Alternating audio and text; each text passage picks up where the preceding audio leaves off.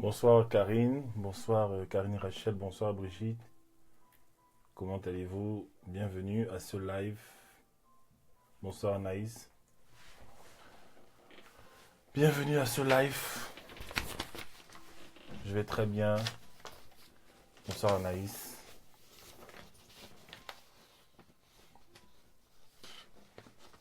Soyez bénis. Partagez cette vidéo. Partagez cette vidéo. J'aurai beaucoup de choses à dire. Comme vous savez, désormais les lives seront très rares. Les lives seront très rares et je vais faire des lives une fois par semaine. Voilà. Et sachez donc que ça va se passer comme ça désormais parce que pendant 2 ans, qu'est-ce qu'on a fait? On a beaucoup donné. Voilà, Dieu nous est témoin. Nous avons beaucoup donné pendant 2 ans. Nous avons plus de 2 ans même en fait. Depuis Periscope à YouTube, en passant par Facebook, tout ça. On a donné beaucoup de contenu. On a donné, les gens ont eu des vies transformées avec des contenus, tout ça. Maintenant, on essaye de se recentrer un peu sur certaines choses et changer un peu la donne en fait. Voilà. Partagez cette vidéo, ça va vous aider. Je vais parler de beaucoup de choses ce soir.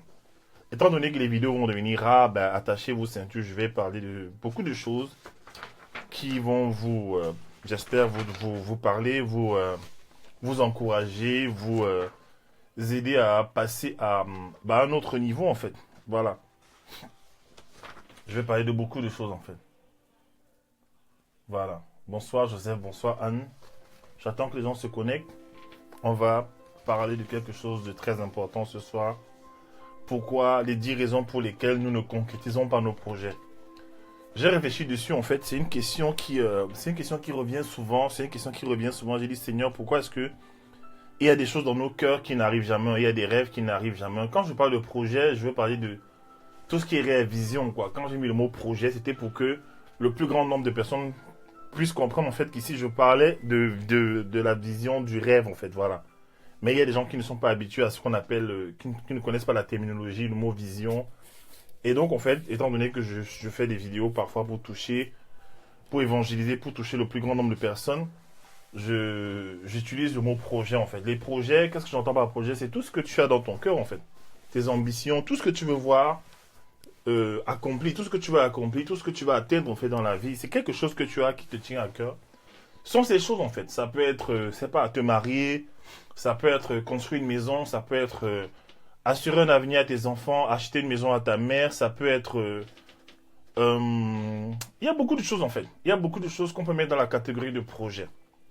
Donc merci Seigneur pour ce moment. Merci Père Saint-Esprit parce que tu m'inspires, tu me donnes les mots clairs pour parler à quelqu'un, pour encourager quelqu'un ce soir. Je pense que tu vas toucher quelqu'un, ne fût-ce qu'une seule personne Seigneur, qui va pouvoir avoir sa vie transformée aujourd'hui. Je dis bien, ne fût-ce qu'une seule personne. Si tu peux faire plus, tu peux faire beaucoup Seigneur. Tout est grâce. Je te rends grâce pour ce moment. Utilise-moi, accorde-moi la sagesse, la clairvoyance et aussi la précision pour parler de cela. Au nom de Jésus-Christ, Amen. Voilà. Donc, en fait, voilà.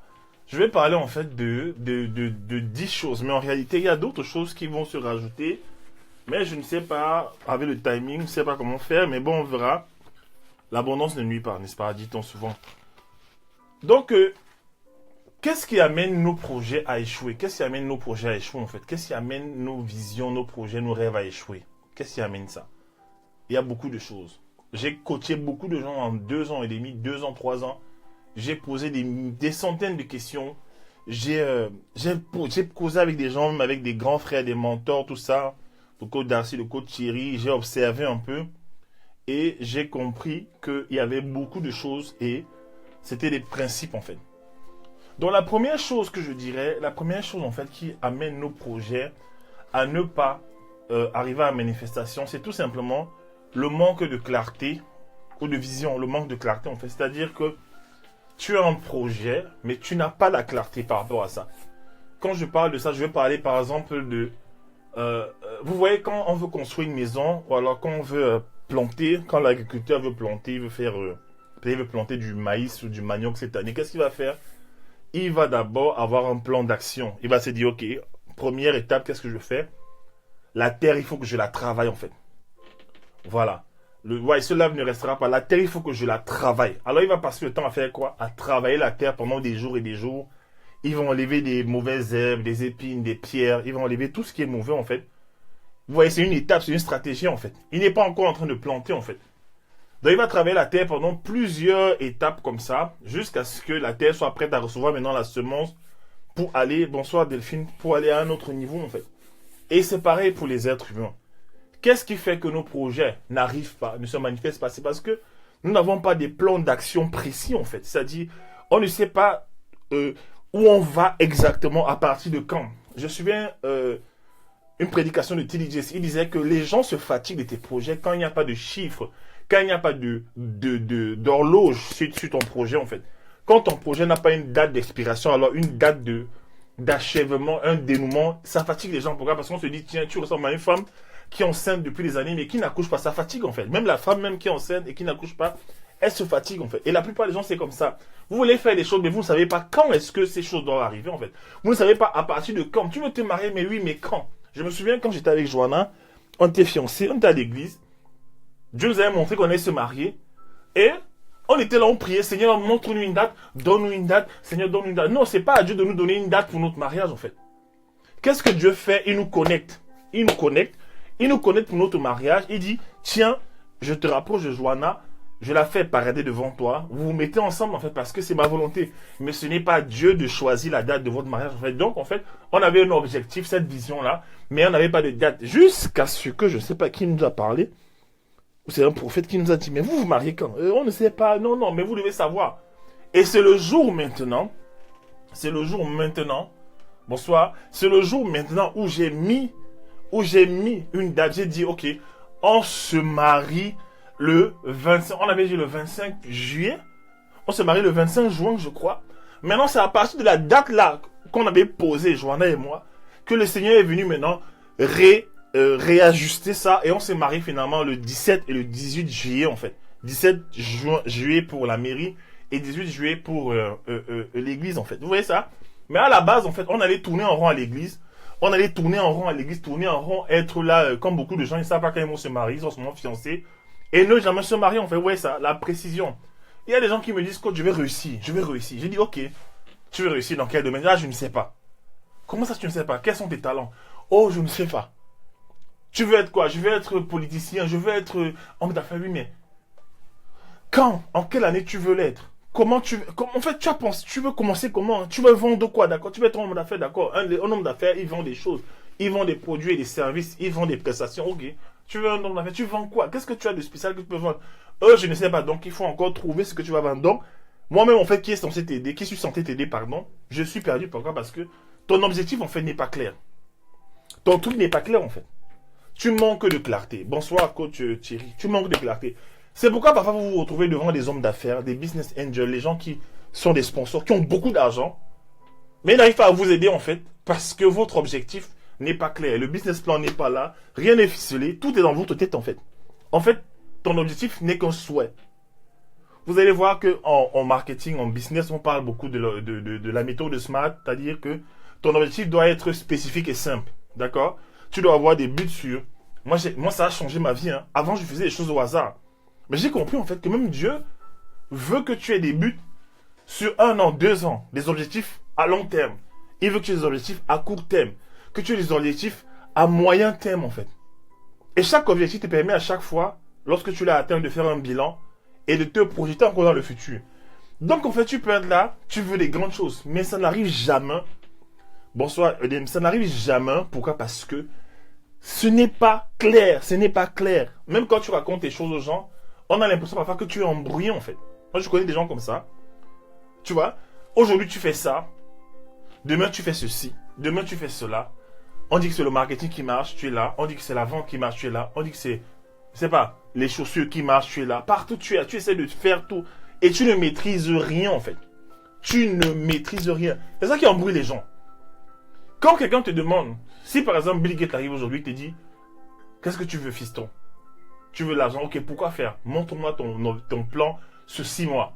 Montre-moi ton plan sur 2 ans. C'est quoi ton truc, en fait? Même quand tu vas prendre un prêt bancaire pour ton entreprise, pour un business, pour un achat, ils vont te demander souvent, c'est quoi tes prévisions sur un an, en fait? C'est quoi tes prévisions, en fait? Et c'est un truc, avant, j'étais trop négligent, je ne voulais pas faire ça, en fait. Et c'est juste que, jusqu'à ce que le Seigneur m'enseigne à écrire ma vision, en fait. Même en termes de finances, quels sont tes objectifs financiers? Ça, c'est puissant, ça. Chaque année, j'ai commencé à écrire sur une feuille combien je voulais gagner par mois, en fait. L'année passée, j'ai mis un chiffre qui devait m'effrayer, bref. Et j'ai vu qu'à chaque fois, en fait, alors que j'écris le montant d'argent que je veux par mois sur une feuille, c'est comme si maintenant, les événements, les circonstances de la vie vont s'arranger pour que l'argent que j'ai écrit sur une feuille là, ça se manifeste dans ma vie, en fait. Je vous assure, ce n'est pas les histoires que vous entendez lors de l'attraction là. Quand tu n'es pas spécifique, tu n'auras rien, en fait. Donc, en fait, moi je dis souvent ça à mes élèves. Ok, vous avez besoin de vous lancer dans la stratégie média, dans le ceci, dans les talents, dans les business. Vous n'avez pas d'argent, machin, truc. Écrivez sur une feuille ce que vous voulez. Et Dieu va vous donner, en fait. Écris, au moins écris. Parce que la vision attire la provision. Au moins écris sur la feuille ce que tu veux, en fait. Maintenant, quand Dieu voit que tu as écrit ça, il dit, ah, ok, bon, elle prend ce projet au sérieux, en fait. Ok, je lui envoie un MacBook. J'ai beaucoup d'élèves qui ont ça. Il n'y a pas d'ordinateur. On lui envoie un MacBook du Canada. Elle n'a pas d'appareil photo. On lui envoie $1 500. C'est-à-dire, Dieu va toucher quelqu'un. Il va dire, oh, ma fille a écrit ses objectifs sur une feuille. Ma fille a écrit ses objectifs. Parce que dans Habakkuk 2.2, j'ai dit, grave la prophétie sur les tablettes, qu'on puisse la lire couramment. Tu vois ça? Afin que dans les saisons de découragement, que tu puisses lire et te rafraîchir, en fait. Alors, qu'est-ce que le Seigneur fait? Quand tu as écrit ta vision maintenant, ta vision devient quelque chose de solide. Et maintenant, Dieu peut dire, ok, il prend ça au sérieux. Mais la plupart des gens, vous voulez réussir, mais tout est dans votre tête, en fait. Tout est dans la tête. Le pouvoir du calendrier, ça a changé ma vie. Oui, mon agenda au salon là-bas sur la table. J'ai 2 agendas. J'ai celui qui est fini de l'année passée et celui de cette année, en fait. C'est ce jour-là qui m'a acheté ça. Et à chaque fois, en fait, je notais les choses. Et je me rends compte, en fait, que je vivais selon mon agenda, en fait. Et ça me facilitait la vie. Pas de stress. Pas de stress, en fait. Vous voyez ça? La plupart des gens, ils n'ont pas de clarté. Et l'une des choses aussi qui fait qu'on n'a pas de clarté, c'est que parfois, on ne veut pas être maître dans une seule chose d'abord. On ne veut pas connaître, on ne veut pas être efficace dans une seule chose d'abord. Une seule chose. Pendant longtemps. On a l'impression que si on fait beaucoup, on va gagner beaucoup. Non. Le pouvoir réside dans le fait d'être excellent dans une seule chose. Les gens qui ont réussi, les gens qui dominent ce monde, ils sont forts dans une seule chose. Dans une seule chose. Ils maîtrisent ce qu'ils doivent maîtriser, mais d'abord dans une seule chose. Et après qu'ils ont réussi dans une seule chose, qu'ils vont prendre ce système-là, ce prototype-là, et qu'ils vont l'appliquer maintenant sur tous les domaines de leur vie, en fait. Je vous assure, mon agenda a changé ma vie. Même sur mon site internet, j'ai une application que le code Darcy m'a donné en stratégie média, où c'est automatique, en fait. Je sais quand je veux travailler, quand je ne veux pas, je vais me concentrer à lire, je vais dans mon agenda, je vais remplir les heures, je vais dire, bon, de 8h à 10h, je suis occupé, de 9h à 16h, je suis libre mardi. Vous voyez ça? Et quand les gens arrivent sur mon site, en fait, ils voient des dates, et tout se passe. Quand le client prend 1 heure de coaching, il paye, la personne paye, en fait, et il y a tout automatisé. En fait, je suis dirigé par un agenda qui fait qu'il y a les choses que je n'oublie pas, en fait. Et je me suis rendu compte que ça nous manque souvent cette histoire. Le planning, l'organisation, en fait. L'organisation. Je vous assure, j'ai souvent voulu... Je suis quelqu'un de sanguin, d'accord? Les sanguins, ce sont des gens qui n'aiment pas avoir des objectifs. Ils ne sont pas orientés objectifs. Ils n'aiment pas se faire violence. Ils veulent toujours s'amuser, faire la fête. Mais à un moment donné, dans ma vie, Dieu a dû me forcer au niveau de mon caractère à devenir quelqu'un de planificateur, quelqu'un de rigoureux, en fait. Je n'étais pas comme ça avant. Tu vois un peu? Je n'étais pas quelqu'un de rigoureux, en fait. Et je perdais de l'argent. Oui, tu perds de l'argent. Quand tu n'es pas rigoureux, tu perds beaucoup d'argent, en fait. Tu perds beaucoup d'argent. Tu perds beaucoup d'opportunités quand tu n'es pas rigoureux, en fait. Tu vois un peu? Pourquoi? En fait, la rigueur, là, qu'est-ce que ça fait? Elle vient imposer les choses en toi. Elle vient imposer que tu changes de façon de vivre. Elle vient choquer ton leadership personnel, en fait. Que tu deviens une nouvelle personne. Tu vois ça? Mais avec le temps, j'ai compris, en fait. Dieu a été patient avec moi. Il a été miséricordieux avec moi. J'ai compris. Je vais maintenant parler des gens qui font trop de choses, en fait. La Bible dit que where there is no vision, the people cast off restraint. Là où il n'y a pas la vision, en fait. D'accord? là où il n'y a pas la vision, en fait, le peuple est sans frein. Écoutez, ça c'est une version anglaise. La version française dit, c'est dans Proverbe 29, verset 18. Proverbe 29, verset 18 dit, quand il n'y a pas de vision, entre parenthèses, pas de révélation, le peuple, en fait, est sans frein. Alors, quand il n'y a pas de direction, en fait, tu es sans frein. Quand tu n'as pas d'endroit où tu vas partir, un objectif clair, tu vas faire beaucoup de choses. Et j'ai remarqué une chose en passant. C'est que, quand tu n'es pas rigoureux dans ta vie, tu laisses des trous. Et les trous là, comme la nature a horreur du vide, en fait, les gens rempliront ces trous, en fait. Les coups de fil vont arriver. Les coups de fil vont arriver. Oh, coach William. Oh, William. Hein, je vais manger, je suis à la défense. Qu'est-ce que tu fais? Comment se fait-il que quelqu'un se retrouve à la défense à ne rien faire et toi, il arrive à t'embarquer dans un restaurant à la défense à une heure où tu serais en train de lire un livre, en fait? Comment cela se fait-il, en fait? Tu t'en vas maintenant à la défense manger avec lui. C'est bien de manger. Mais pendant que vous êtes assis, vous allez parler pendant 1 heure, 2 heures, 3 heures, à ne rien dire, à raconter les choses, à ressasser les événements du passé, en fait. Et finalement, qu'est-ce qui se passe? Rien de bon ne sort de là. Et tu sors de là, tu sens la tristesse du Saint-Esprit, en fait. Moi, j'étais comme ça avant. Il y a un gars quelque part sur Internet, il ne sait pas ce qu'il va faire de sa journée. Un ancien camarade, il va chercher à m'envoyer un message, et ils sont nombreux. Il va chercher à t'envoyer un message. Qu'est-ce que tu fais aujourd'hui? Je suis à côté de chez toi. À côté de chez moi, tu as pensé à moi? Non, je suis à côté de toi, mais viens me rejoindre. Lui, il était en rendez-vous avec une copine, elle n'est pas venue, elle a plaqué.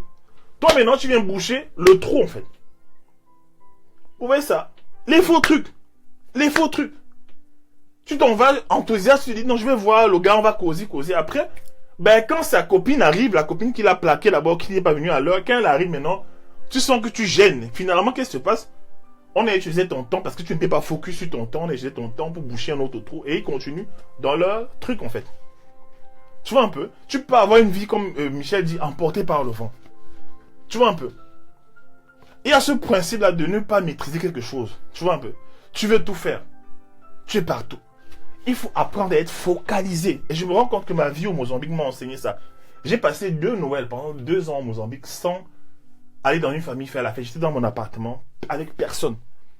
Je me mettais à la fenêtre et je regardais les voisins dans les immeubles. En fait, je voyais les gens fêter chez eux, ça rigolait. Je voyais des lumières s'allumer.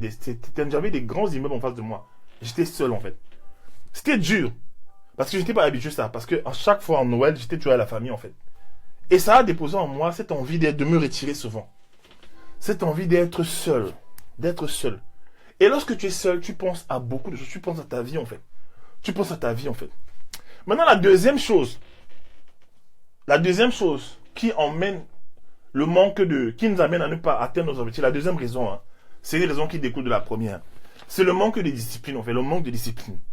Je vais définir un peu la discipline selon Brian Tracy. Il a donné une définition qui m'a beaucoup plu, le manque de discipline. Il a dit que la discipline, c'est le fait de faire ce que tu dois faire quand tu dois le faire et que tu le veuilles ou non. Tu vois? La discipline, c'est le fait de faire ce que tu dois faire quand tu dois le faire, que tu le veuilles ou non. Écoutez bien. C'est pas une définition de Larousse. Hein. Il dit, la discipline, hein, c'est le fait. Bonsoir, Marc Karine. La discipline, c'est le fait de faire ce que tu dois faire.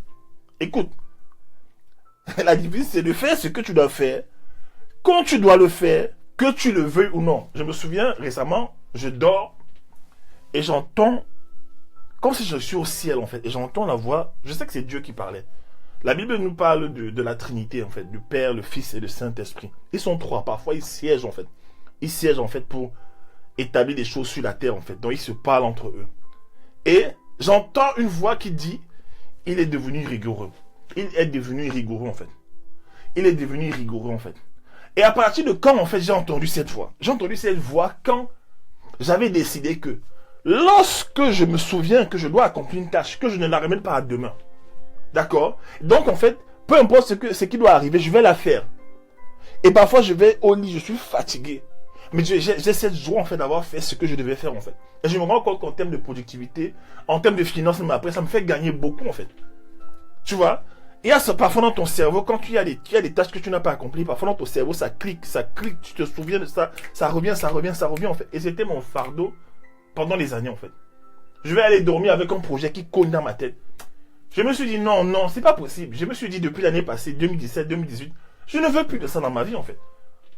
Je ne veux plus de ça. C'est pourquoi au niveau de mon organisation, au niveau de ma productivité, je me suis équipé de beaucoup d'appareils, les ordinateurs, téléphones, et je n'hésite pas à investir dans le matériel pour pouvoir faire ce que je dois faire, quand je dois le faire, que je le veux ou non, et rapidement en fait. Vous voyez ça? Il faut être quelqu'un qui fait ce qu'il doit faire. Tu dois faire ce que tu dois faire. Tu dois faire ce que tu dois faire, que tu le veux ou non, tu dois le faire, et comme tu dois le faire en fait. Parce que j'ai remarqué une chose, c'est quoi? C'est que quand tu ne fais pas ces choses, il n'y a personne pour le faire pour toi. Tu vois un peu? C'est important. Et une fois que cette organisation est dans ta vie, quand tu as une façon de t'organiser, tu fais des choses en fait, qu'est-ce qui se passe? Ta vie avance et tu produis beaucoup. Tu te retrouves en train de produire beaucoup. Il y a des gens qui me demandent, mais comment tu fais coach? Pour être un père, pour être un mari, pour être coach, formateur, conférencier, photographe, vidéaste, tout ça, faire des talents. Je fais plein de trucs. Je me suis demandé comment je fais. Je me suis rendu compte que je m'étais mis dans une routine en fait, où je me lève le matin à 4, je me lève le matin 4 5 heures. Je passe le temps dans la présence de Dieu, je prie. Après avoir prié, ou parfois je commence à parler la lecture de la Bible. Après je prie. Quand je finis de prier, il faut que pendant 1h30 au moins, j'apprenne quelque chose de nouveau. Dans le domaine où Dieu m'appelle, j'apprends quelque chose de nouveau. Ce qui fait que le matin, quand les gens se lèvent, quand la ville se lève, quand je me prépare ma fille pour l'amener à l'école, en fait, pour la déposer à l'école, j'ai déjà abattu une partie de ma destinée, en fait. Vous voyez ça? Le matin à 7h, quand la ville se lève, moi, j'ai déjà accompli une grosse partie de ma vie, en fait. Vous voyez ça? Parfois, le coach d'Assis me demande, le coach d'Assis est pareil. Parfois, il me demande, mais tu dors? Il me dit, mais coach, il faut dormir. Pourquoi tu fais comme moi? Il faut dormir, il faut dormir. C'est vrai qu'il faut dormir. Mais moi, j'ai compris que moi, ma puissance, en fait, le moment de ma vie où je suis à mon top en termes de créativité, c'est entre 5h et 8h, en fait. Entre 5h et 7h, 8h du matin, en fait. Pendant ces moments-là, et Dieu m'a habitué comme ça pendant des années. Vous voyez ça? Et ça a changé ma vie. Jusqu'à ce que je découvre ça dans les livres comme Miracle Morning, le miracle du matin, en fait. En fait, ce sont des choses qui n'arrivent pas naturellement, mais ce sont des choses que tu fais au fur et à mesure. Ça devient une habitude chez toi, en fait. Il y a des heures où tu ne dois pas te retrouver encore en train de dormir. Si tu veux réussir ta vie. Tu ne peux pas être encore en train de dormir à, je sais pas, à 7 heures, je sais pas. Moi, je sais pas, peut-être toi, mais moi, non, c'est pas possible, en fait. Tu vois un peu? Voilà. Et je me suis rendu compte que, l'autre jour, parfois il m'arrive de suivre des prédications des grands pasteurs, ils prêchent. Je suis des prédications des grands coachs, des messages des grands coachs, des grands motivateurs connus mondialement. Je les écoute et avant qu'ils ne finissent leur phrase, je sais ce qu'ils vont dire. Ils parlent de la persuasion, des objectifs, ils parlent de la loi de l'attraction, ils parlent de tout ça. Je me rends compte que toutes ces choses, je les connais en fait. Mais je dis, mais quand est-ce que j'ai appris toutes ces choses? Et c'est là que le Seigneur me rappelle que pendant des années, où est mon baladeur là? Pendant des années, j'avais acheté un iPod où j'avais mis beaucoup d'enseignements. J'avais mis un iPod de 160 gigas. J'avais mis des milliers de messages, de prédications. J'avais mis ça et j'écoutais tout le temps. Ça veut dire que dès que j'avais 1 minute de libre, je me formais. 1 minute de libre, je me formais. Mais tout ça là, c'est allé se stocker dans mon âme en fait, dans le réservoir, dans l'entrepôt de mon âme. Là où se trouve mon intellect en fait, le côté intellectuel en fait. Et maintenant, tout ce que je fais, partout où je vais, je coach, je motive, ça sort. Je ne compte pas le nombre de prédications que j'ai écoutées quand j'étais à l'église, quand j'étais à ICC. J'avais des abonnements annuels en fait, de messages.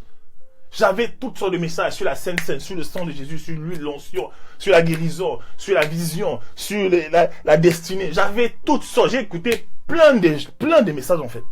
Et je continue à écouter aujourd'hui. Ce qui fait qu'à un moment donné, tu atteins une certaine croissance en fait. Tu vois? Et c'est une discipline que je t'impose. Mais au début, elle est difficile. Et quand tu prends l'habitude en fait, ça s'impose en fait.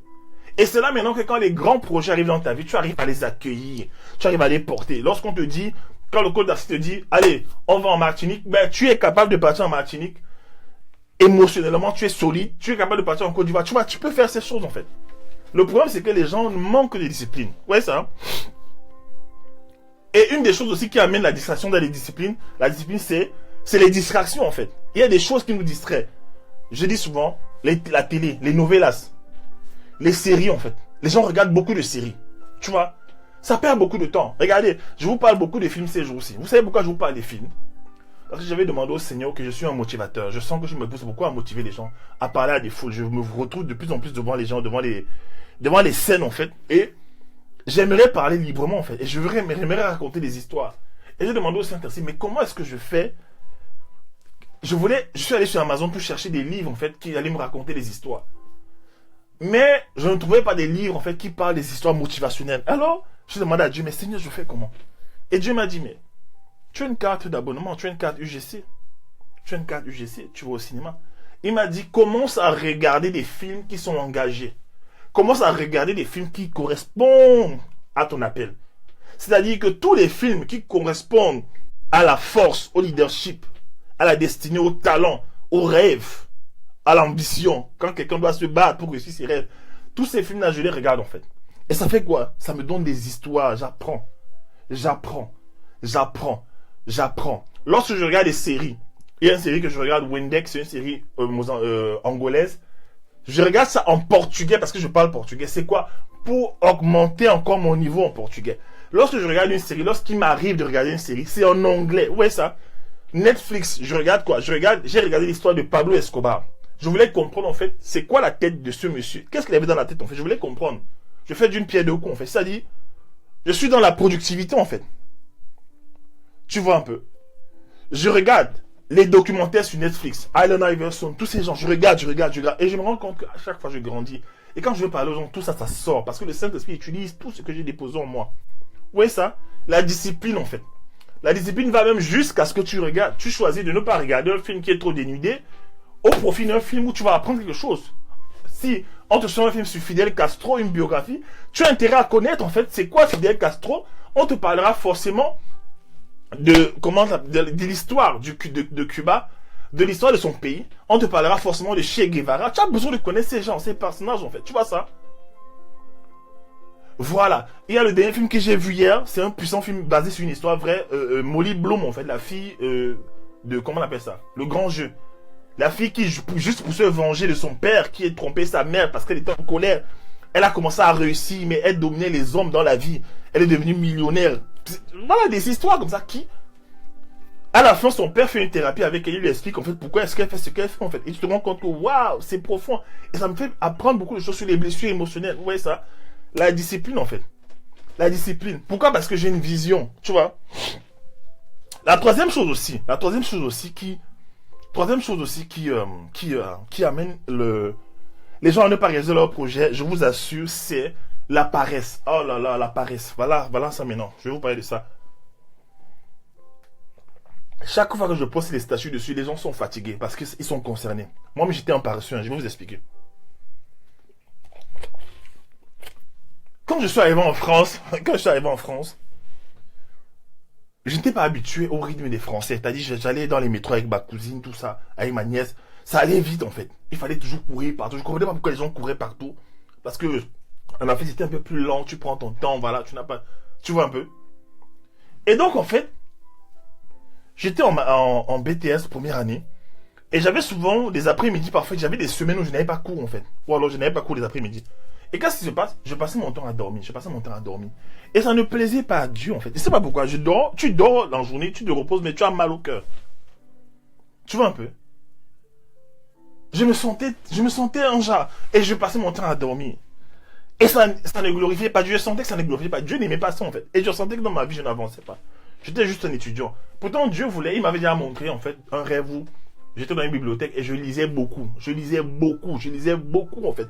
Il m'a dit, je veux que tu lises beaucoup, que tu t'instruises en fait, parce que je vais t'utiliser dans cette dimension, dans la dimension intellectuelle. Je veux que tu lises beaucoup. Et moi, je ne lisais pas en fait. Je ne lisais pas. Donc, je dormais. Jusqu'à ce qu'un jour, oui, tu dors, après tu as mal. Il y a même des jours où je dormais tellement que quand je me levais, après j'étais encore fatigué. Comment tu as dit, il y a une loi spirituelle qui fait que même quand tu dors trop, à un moment donné, tu dors pour te reposer, parce que le sommeil doit être réparateur, mais en dormant, tu te lèves, tu es encore fatigué parce que tu as exagéré le temps de sommeil. Tu dors, c'est-à-dire le lit même te fatigue. Le lit même devient un lit d'affliction, ça te fatigue en fait. Vous voyez ça? Je vous assure. Et là, je fais un rêve. Là, Dieu m'a parlé, ça marche. Waouh, je fais un rêve où je me vois dans un carrefour au Cameroun avec mon doux lit. Et vous savez, quand le lit est doux, là, il fait froid en France, tu rentres dans la couette. C'est doux. Je vois mon lit en plein carrefour de mon quartier. En plein carrefour de mon quartier, tu vois mon lit. Il a plu sur mon lit est cassé. Il y a un docteur, le docteur qu'on appelle le docteur Claudel Noubissi, il dit j'ai vendu mon lit, Mais il ne sait pas en fait qu'il parle un peu aussi de mon histoire. C'est pour ça que je me reconnais un peu dans ce qu'il dit souvent. Il dit, je vois dans le rêve en fait, il a plu sur mon lit. Il a tellement plu, oui, il a tellement plu sur mon lit que le bois de mon lit là a commencé à gonfler. Le lit s'est écartelé en fait, en morceaux comme ça. Et je vais récupérer le lit, les morceaux pour pouvoir me coucher encore. Il n'y a pas moyen en fait. Ah mon frère, je n'ai plus d'endroit pour dormir. Donc je dois devenir un gars qui travaille tout le temps. Je n'ai plus d'endroit pour dormir. Dans mon rêve, hein. Voilà, quand tu dors en journée et que tu te réveilles après, parfois tu es fâché en fait. Parce que non, il y a le moment où il ne faut pas dormir. Il y a le moment où tu dois produire. Ce n'est pas le moment de dormir en fait. La Bible dit que un peu de sommeil, un peu d'assoupissement. Et voilà comment la pauvreté vient te surprendre. Tu vois, la disette. Et c'est biblique. La pauvreté te surprend. C'est-à-dire qu'à un moment donné, tu te rends compte qu'en fait, tu es broke. Tu as faim, tu es broke. Pire encore si tu es une famille. Et Dieu voulait tuer cette habitude depuis. Je vous parle sincèrement, j'étais comme ça. J'étais comme ça. Et donc, dans le rêve, en fait, où mon lit est mouillé, je marche maintenant et je vois loin de moi une scène. Je vois un cheval roux, un petit cheval roux qui combat avec un âne. Et ils se battent. L'âne représentait en moi le côté paresseux. Vous savez, l'âne est paresseuse en fait. L'âne est paresseux en fait. Et le cheval roux, c'est un cheval racé qui était musclé, qui était athlétique, qui était un conquérant en fait. Vous voyez le cheval, quand vous voyez le cheval en course là, il est comment? Il est vigoureux, il est magnifique, il est majestueux. Tu sens la force en fait de cheval. Donc en fait, l'âne se battait avec le cheval. Je les voyais en fait, c'était une bataille forte. Les gars se battaient, bam bam, ils se battaient, ils se donnaient des coups de sabot. Et j'avais peur. Et plus ils se battaient en fait, plus ils grandissaient. À un moment donné, le cheval a dominé, là, il a écrasé l'âne. Et il a commencé à grandir comme ça devant moi. Il est devenu comme un immeuble. Et j'étais en bas comme ça, je regardais le cheval grand comme un immeuble. Je dis waouh, c'est qui ça? Et je me suis réveillé de mon lit comme ça, j'avais peur. Et là, je me demande, mais c'est quoi ce rêve? Et c'est là que Dieu me... Je vous assure, Dieu me fait souvent des... Je suis photographe, donc je suis visuel. Dieu me fait souvent des rêves où parfois il me choque. Surtout quand Dieu... Il y a des gens, quand Dieu veut les changer, parce que quand Dieu est fatigué de toi, de ta paresse ou de ton péché, de ton désobéissance, il envoie parfois des rêves qui te choquent. Et vous voyez, je vous raconte ça comme c'était hier. Mais il y a peut-être... Je suis enfant depuis combien d'années? Voilà. Bref. Et le gars était grand. Il a commencé à s'élever dans le ciel comme ça. Un cheval fort, grand de taille. Il s'est levé dans le ciel. J'ai dit, waouh! Je me réveille. Je demande à Dieu, c'est quoi ça, Seigneur? À l'époque, je ne connaissais pas bien le Saint-Esprit. Mais directement, il m'a fait grâce. Il m'a donné l'interprétation. Il m'a dit que l'âne, là, l'âne qui combattait, au début, le cheval avait la taille de l'âne. C'était deux personnes. C'était deux représentations en moi. J'avais un côté qui aimait beaucoup lire. J'étais un côté conquérant, aventurier. Je suis allé au Mozambique, parfois contre la volonté de certaines personnes de ma famille. Je suis allé à l'aventure jeune. Je suis allé seul. Je prenais des risques en fait. Mais j'avais un côté paresseux. Vous voyez ça? Et les deux se battaient en fait.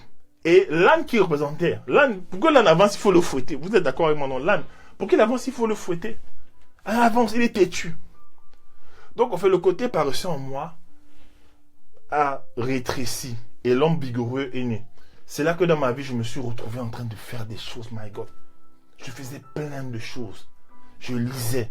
J'achetais des livres. C'est là que j'ai commencé à acheter plein de livres à la FNAC. Je lisais. J'achetais des appareils pour évoluer. Je lisais. Quand j'ai rencontré Joanna, elle me dit, mais tu ne t'arrêtes jamais. Et parfois, elle m'appelait comme ça. J'étais en train de faire 1000 choses à la fois. Et parfois, je travaillais tellement que je me fatiguais en fait. Mais Dieu avait permis que pendant une saison de ma vie, pendant plusieurs années, je sois quelqu'un de très actif qui fait beaucoup de choses en fait. Tu vois un peu? Et donc en fait Dieu voulait tuer en moi la paresse et il voulait que je travaille beaucoup, que je sois vigoureux, que je produise beaucoup en fait. Et voilà comment j'ai adopté cette routine, cette éthique de travail en fait qui me permet de produire beaucoup, faire beaucoup de choses. Je fais là en moins d'une année, j'ai fait 10 promotions de talent, 9 promotions où je coach les gens, j'enseigne, je fais plein de choses en fait. Mais c'est Dieu qui est venu déposer ça en moi.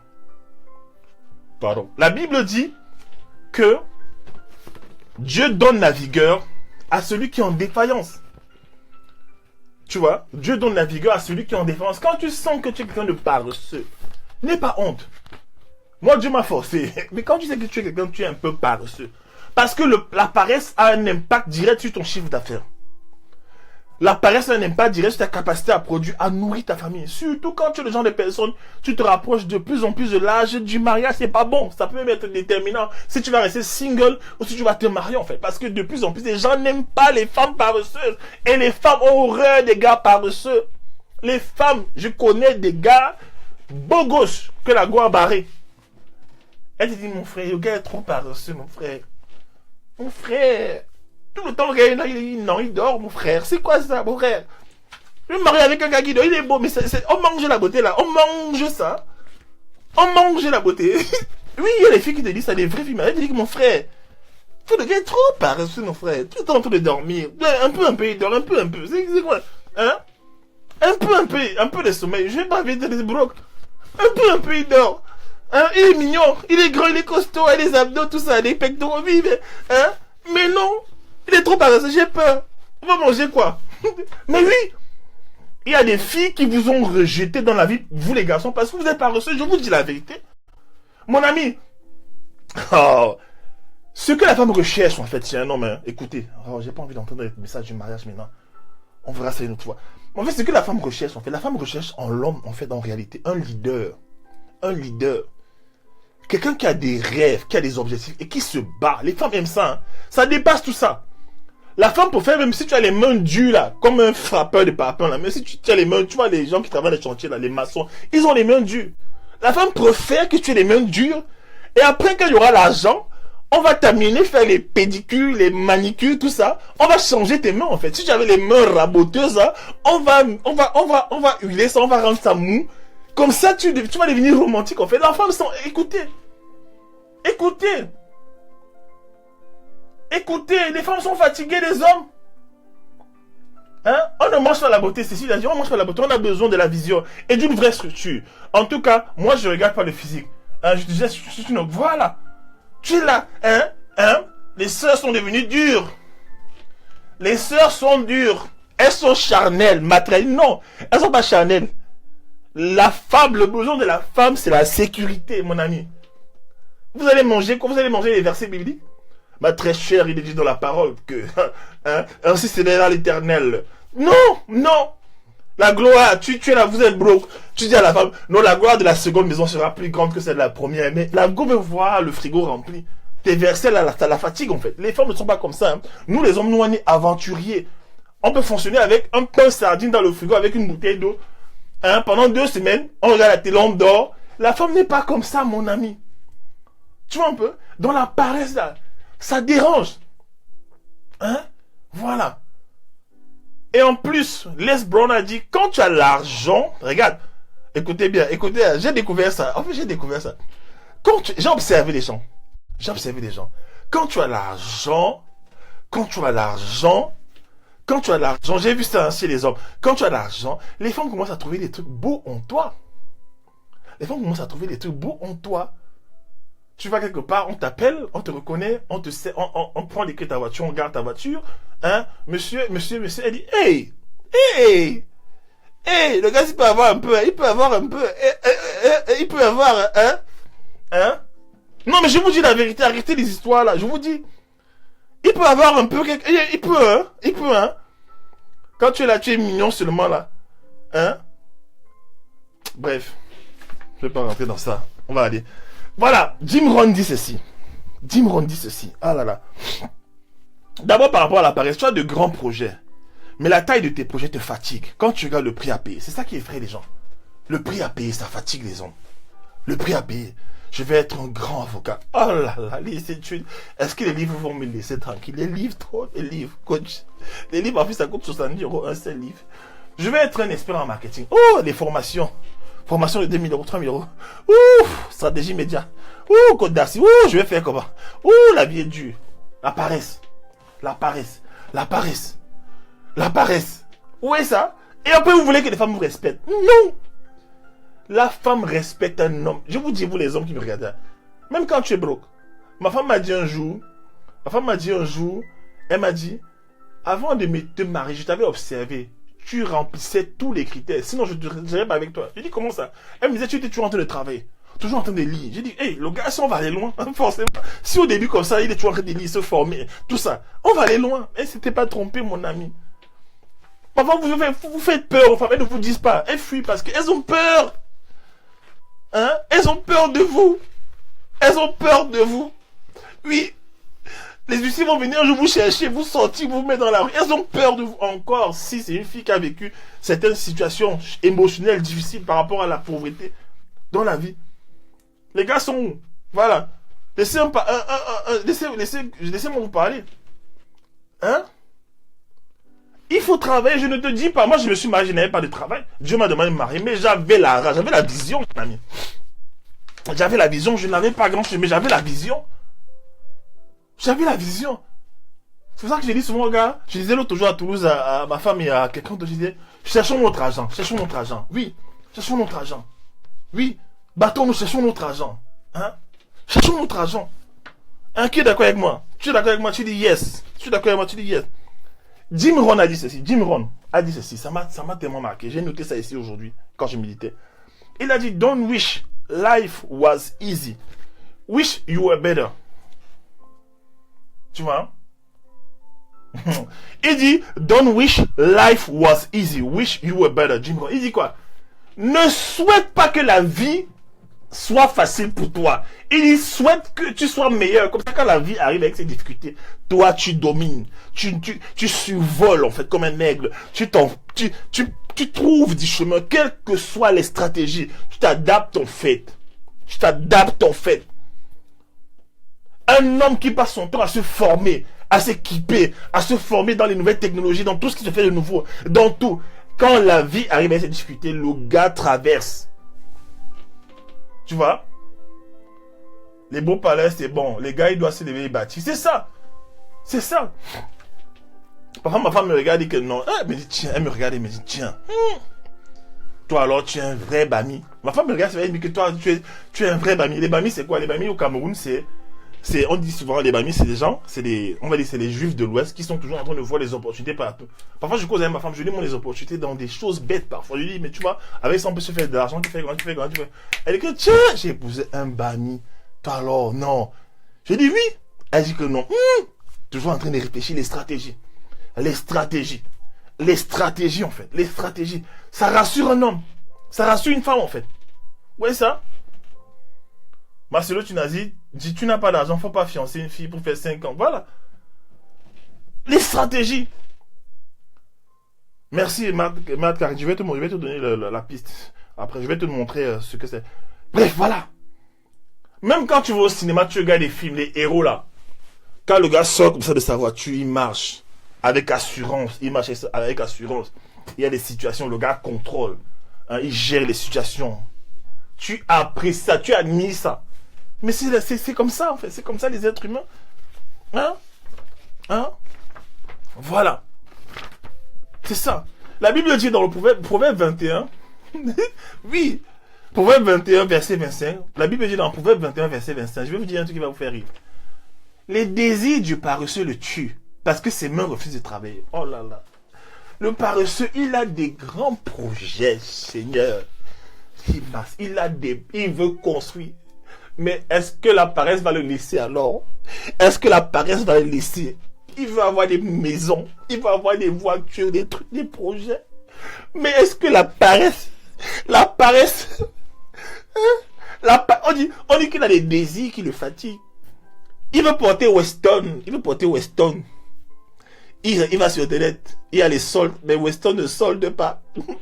La Weston, la mocassin, la bleue, là, que les gens aiment beaucoup, ça coûte près de 600 €. 600 €, waouh! Il va faire comment pour avoir 600 €? Il faut aller travailler. Ça le fatigue. Lui-même, il a Weston, il veut maintenant Ralph Lauren. Il veut des chemises Ralph Lauren. Il veut ça. C'est lui qui veut la ceinture Gucci. Ouf! Quand il voit son pote passer avec des lunettes de Ray-Ban, il dit, oh là là, si j'avais ça. Il se voit frais partout, mais il n'a pas l'argent. Et il n'a pas envie de travailler. Oh là là. Quelle tourmente! Quelle tourmente pour l'âme! Quelle tourmente pour ton âme! Au moins si tu es broke et tu n'aimes pas travailler et que tu n'as pas de désir, tu n'as pas de désir. Au moins tu es tranquille, tu dors la nuit, tu manges ton petit riz. Mais tu n'as rien. Tu n'as rien. Tu n'as rien, tu n'aimes pas travailler et tu veux les grandes choses. Les grandes choses. Quand tu sors, tu joues les belles montres, les belles chaussures, les pantalons petits slim, costumes serrés. Ça coûte cher, mon frère. J'ai vu les costumes sur Internet. J'ai vu les costumes chez... Je suis allé chez Ralph Lauren, j'ai vu les costumes là. Les blazers là. C'est 600 euros. 600 euros. Hein? Toujours là. Mais les factures ne sont pas payées. Tu vis avec une femme, le loyer n'est pas payé. Elle a peur. Elle a peur. Elle a peur. Elle a peur. Hein? Elle a peur. Arrêtez de faire peur aux filles en fait. Aujourd'hui, pas demain. C'est ça, la paresse. La paresse, mon ami. La paresse. C'est dangereux. Quand Dieu lui-même te dit que si tu es paresseux, tu vas être pauvre. Dieu te dit, il te garantit. Tu vas être broke. Brocasima, brocoso. On te dit quoi? Le paresseux n'arrive pas à rôtir son gibier. Mais le précieux trésor d'un homme, c'est l'activité. Oui. Merci, Cruz. Sois béni. On dit que tu te rends compte que quelqu'un est tellement paresseux que même briser sa cuisse de poulet, briser sa côte de porc, il n'arrive pas. Il faut qu'on lui brise ça. Ça tue en fait. Je te répète encore, dans ta vie, il y a des filles qui t'ont quitté pas parce que tu n'étais pas beau. Parce que en réalité, j'ai remarqué, les femmes, les gens qui cherchent la beauté, j'ai remarqué, c'est souvent les jeunes filles. À 18 ans là, elles sont là, elles cherchent la beauté. Elles cherchent les gars qui ressemblent un peu à Leonardo DiCaprio là. Elles cherchent un peu les gars, voilà, les Toby Tree, les boy bands, elles cherchent ça. Mais les filles qui ont certains 27, 28 ans, 29 ans là. Mais la plupart du temps, quand tu regardes les femmes, moi j'ai été photographe de mariage pendant longtemps. Quand je regarde les femmes, et je regarde souvent les maris, ce sont des gars simples. C'est pas des gars des magazines en fait.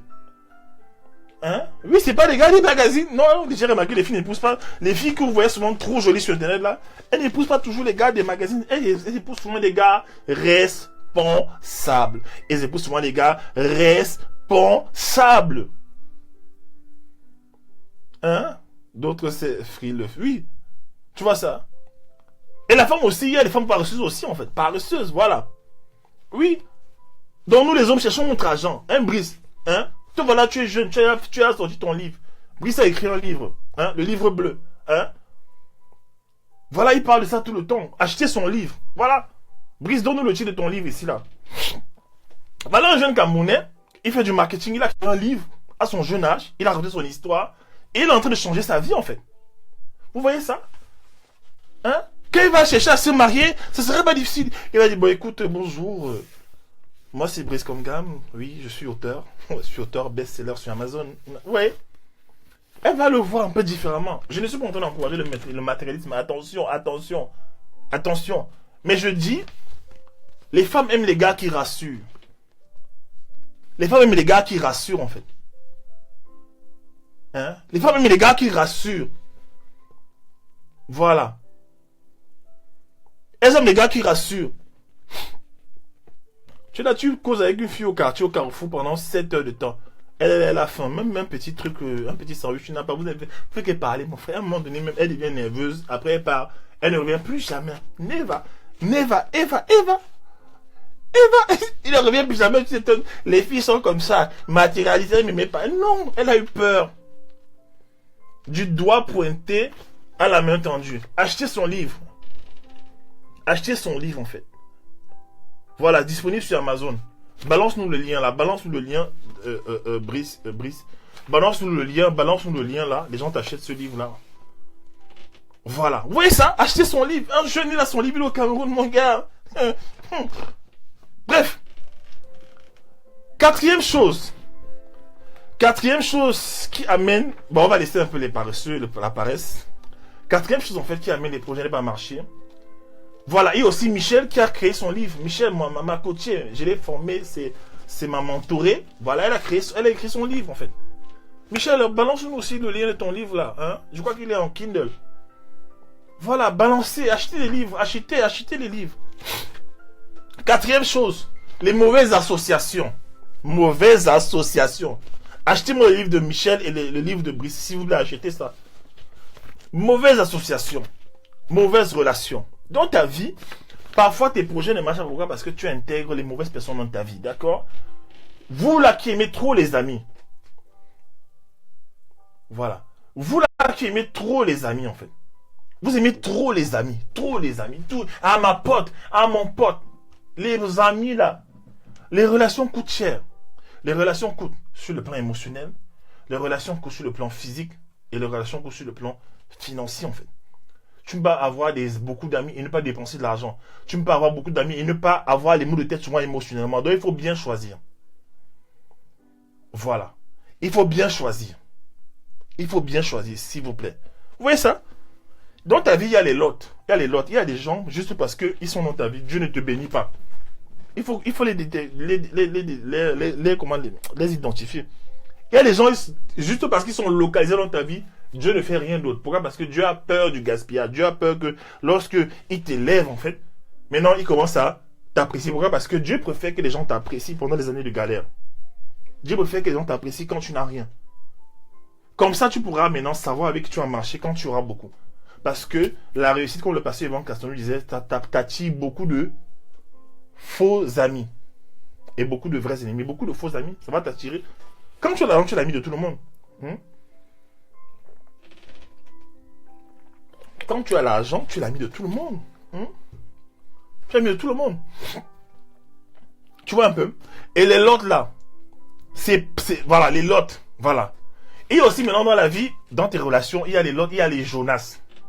Il y a les Jonas. Les Jonas, c'est qui? Les Jonas, ce sont des gens qui ne veulent pas obéir à Dieu dans leur vie. Ne veulent pas se lancer dans leur propre vision. Ils ne veulent pas en fait. Pourquoi? Parce que c'est lourd à payer. Mais ils veulent quand même rester avec toi. Tu vois ça? Il ne veut pas avancer dans sa vie. Il est paresseux. Il ne veut pas avancer dans sa vie. Mais il veut rester avec toi. Il n'obéit pas à Dieu, mais il est avec toi. Vous savez, Jonas avait une vision. Dieu lui avait dit, va à Ninive. Va à Ninive. Va à Ninive. C'est là-bas que je t'envoie. Jonas a pris un autre chemin. À tel point que quand le bateau voulait couler, le bateau dans lequel il est allé se réfugier, en fait, pour échapper à Dieu, Dieu a menacé de tuer tout le monde dans le bateau, par des secousses, par des tempêtes. À tel point qu'on a dû le jeter par-dessus bord, en fait, pour que le bateau puisse aller. Vous voyez ça? C'est très important, s'il vous plaît. À comprendre ça. Il y a des gens dans ta vie, moi j'ai vu ça souvent dans ma vie. Sa destinée le dépasse, ou alors il ne veut pas, c'est trop lourd à payer. Il dit, au moins William va réussir, et nous on sera bien. Au moins William va réussir, on sera bien. Il est là dans ta vie, hein. Il ne fait rien de sa vie, il ne te parle pas de ce que Dieu lui dit, il est désobéi tout le temps. Et tu sens qu'il est même parfois chrétien, il est sérieux. Mais quelque part, il y a quelque chose qui cloche. Et Dieu ne veut pas que tu marches trop avec lui, en fait. Je vous assure. Et lui, là, tu dois aussi te décharger, en fait. Voilà. Vous voyez ça? Maintenant aussi, les projets. Maintenant, je vais parler des femmes. Les projets aussi ne marchent pas à cause des mauvaises associations au niveau des relations amoureuses. Les relations toxiques. Les relations toxiques, j'ai vu beaucoup. La plupart des femmes que je coach sont fauchées en chemin par un gars. Les projets sont en stand-by, sont détruits à cause d'un gars.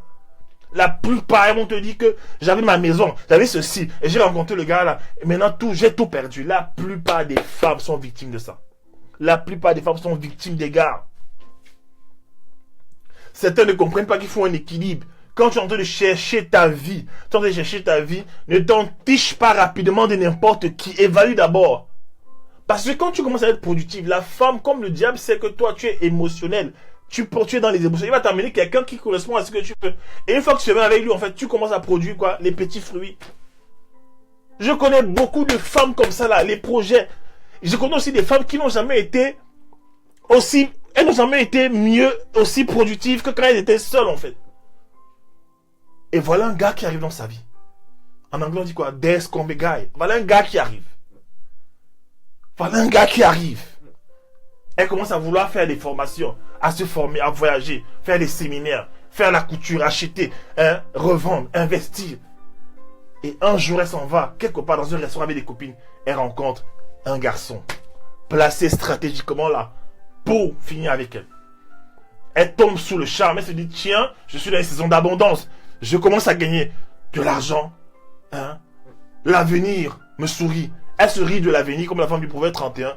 Elle est contente de ce qu'elle gagne. Elle regarde ce qu'elle gagne. Elle se dit, waouh, je suis bien, je suis béni. Et en plus, j'ai un gars.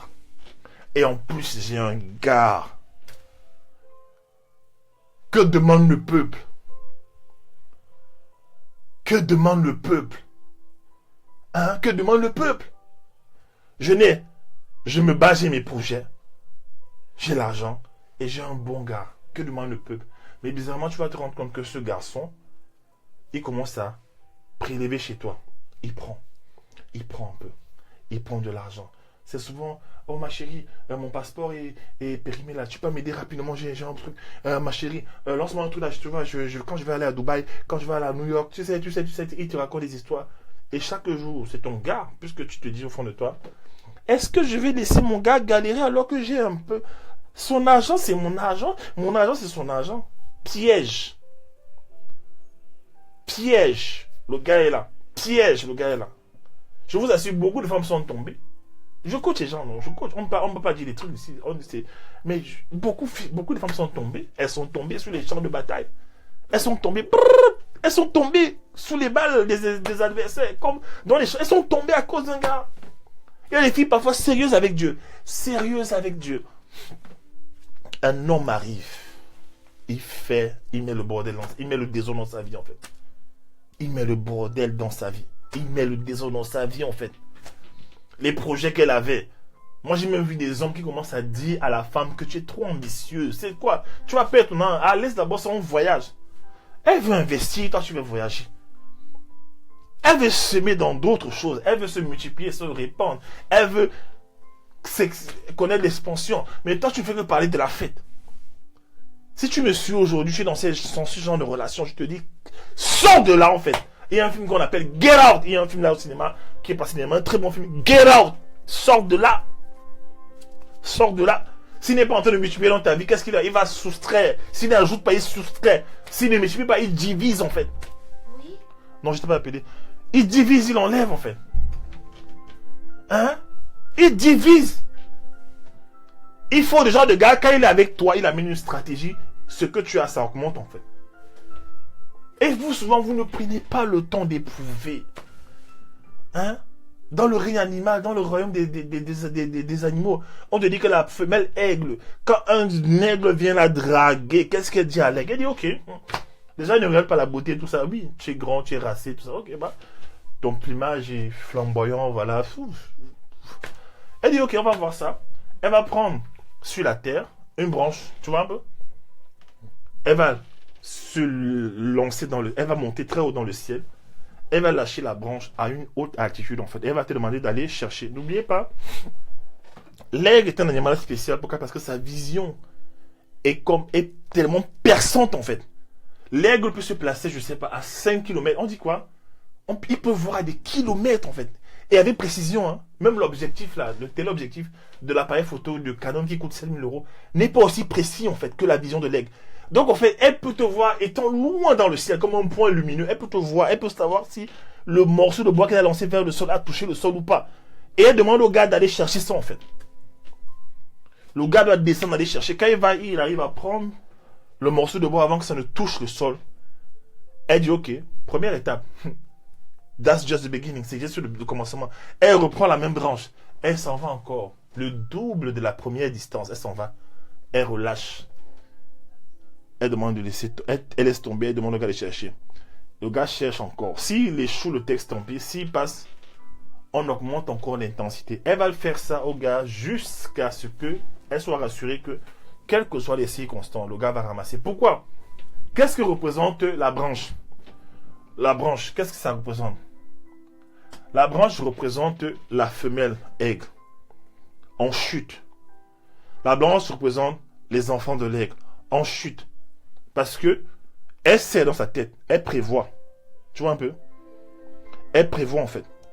Elle prévoit que un jour, il peut y avoir un danger et elle et ses enfants, ils tombent en fait dans le vide.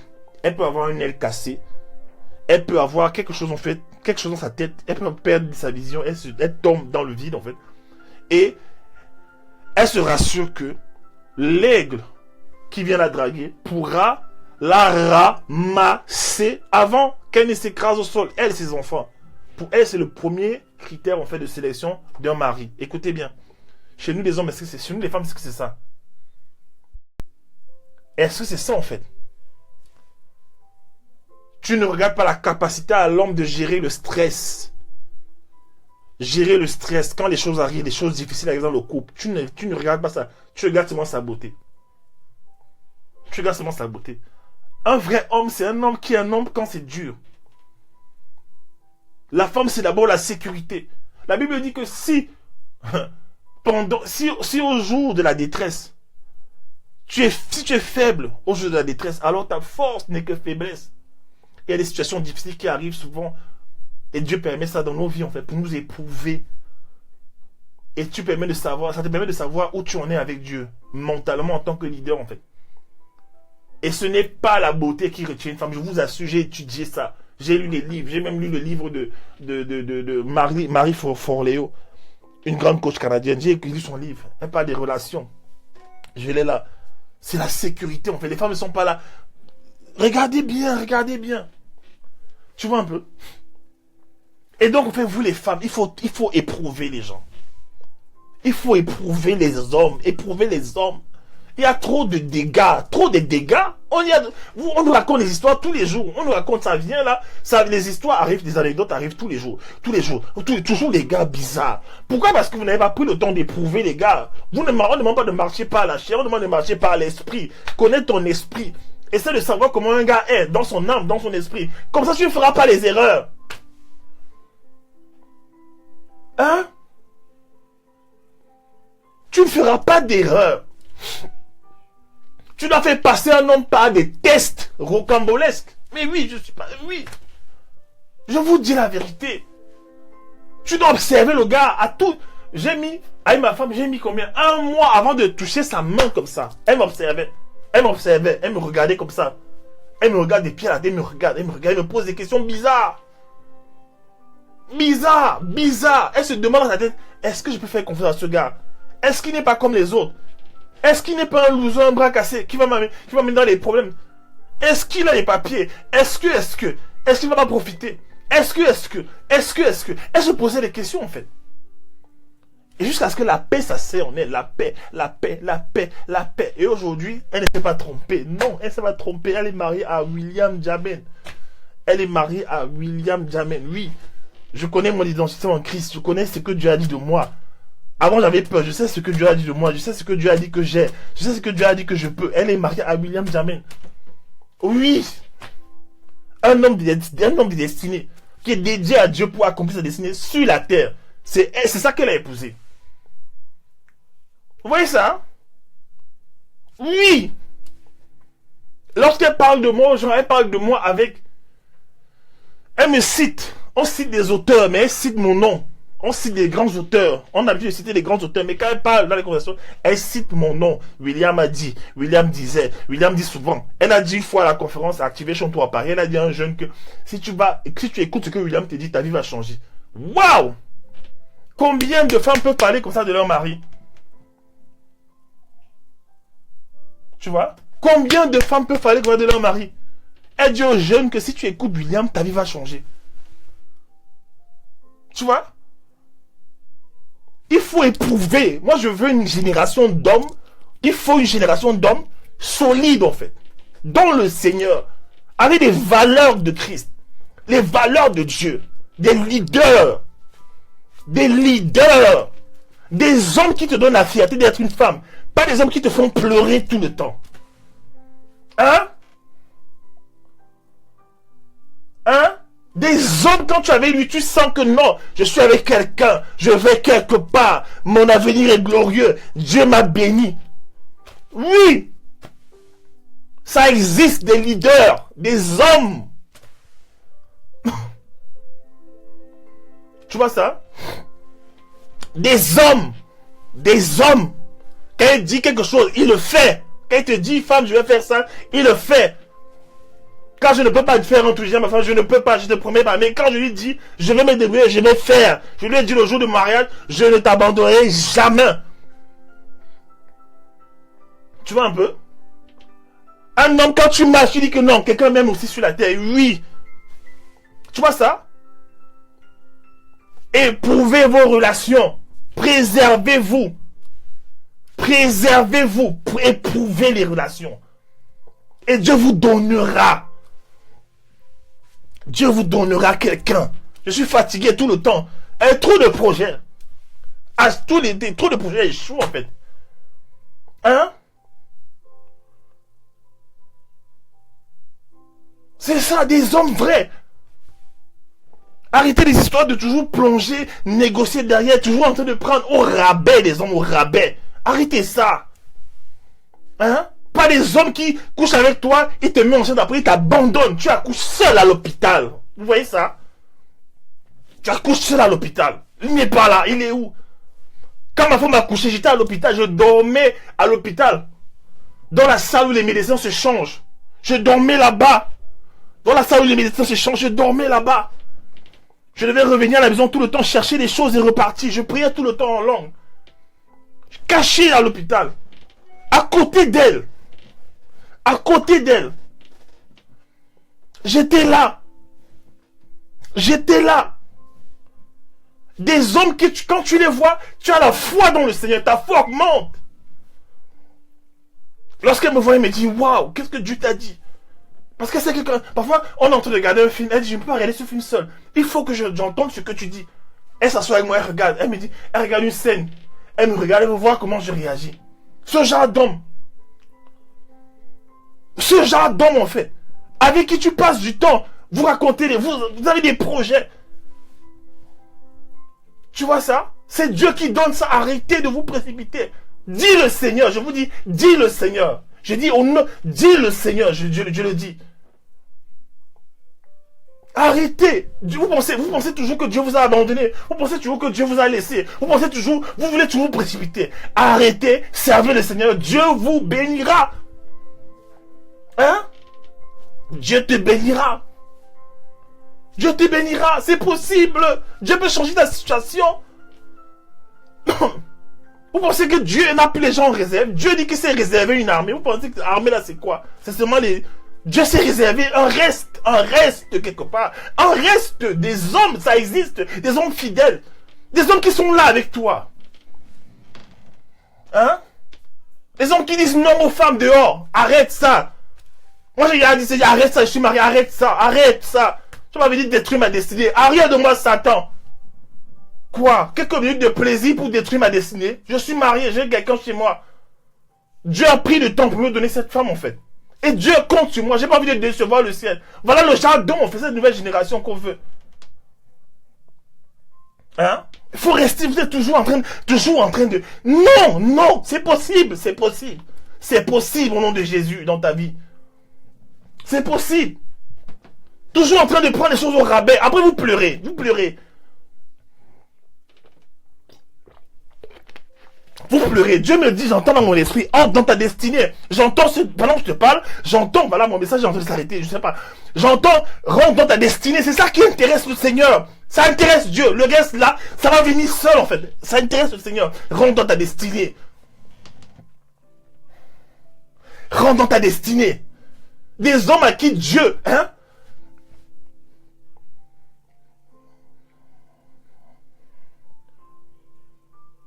Des hommes d'impact.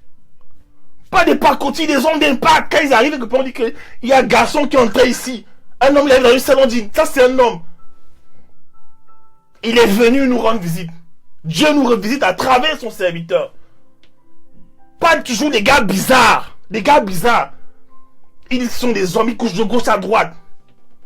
Un homme, c'est un homme qui est capable de rester avec une même femme pendant longtemps, toute sa vie. Avec ses émotions, sans ses émotions. Il attend. Il attend. Vous pensez que Dieu a arrêté? Vous pensez que donc Dieu a arrêté de créer des hommes? Vous pensez que... Mais vous rigolez avec le Seigneur? Vous rigolez avec Dieu? Vous rigolez avec Dieu? Vous rigolez avec Dieu? C'est quoi? Je détruis toute cette pensée, ces pensées du monde là, qui vous font croire que tous les hommes sont des bandits. Je détruis dans ta vie. Je renverse, Seigneur, tout auteur et tout raisonnement qui se lève contre la connaissance de tes enfants ici au nom de Jésus-Christ. Je ramène leurs pensées captives à l'obéissance à Christ. Elles pensent des pensées de Dieu. Elles pensent des pensées de possibilité, des pensées d'expansion, pensées d'amour de Dieu, pensées de grandeur. Elles rêvent de nouveau au nom de Jésus-Christ. C'est quoi ça? C'est quoi ça? Maintenant vous vous mettez avec n'importe qui. Après vous pleurez. Vous savez ce que c'est que le mariage? Le mariage n'est pas facile, mon ami.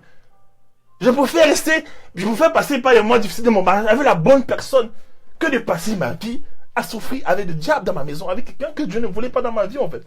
My God, vous blaguez ou quoi?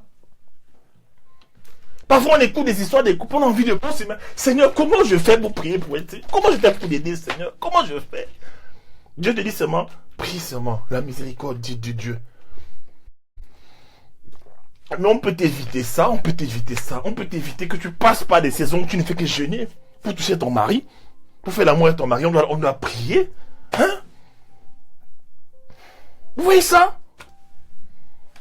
Arrêtez ça. Voilà, on ne peut pas parler du mariage, ça ne fait que revenir. On peut parler d'autres choses, ça ne fait que revenir. Parce que c'est là que les gens sont blessés. Les gens sont blessés à ce niveau, les gens sont blessés à ce niveau.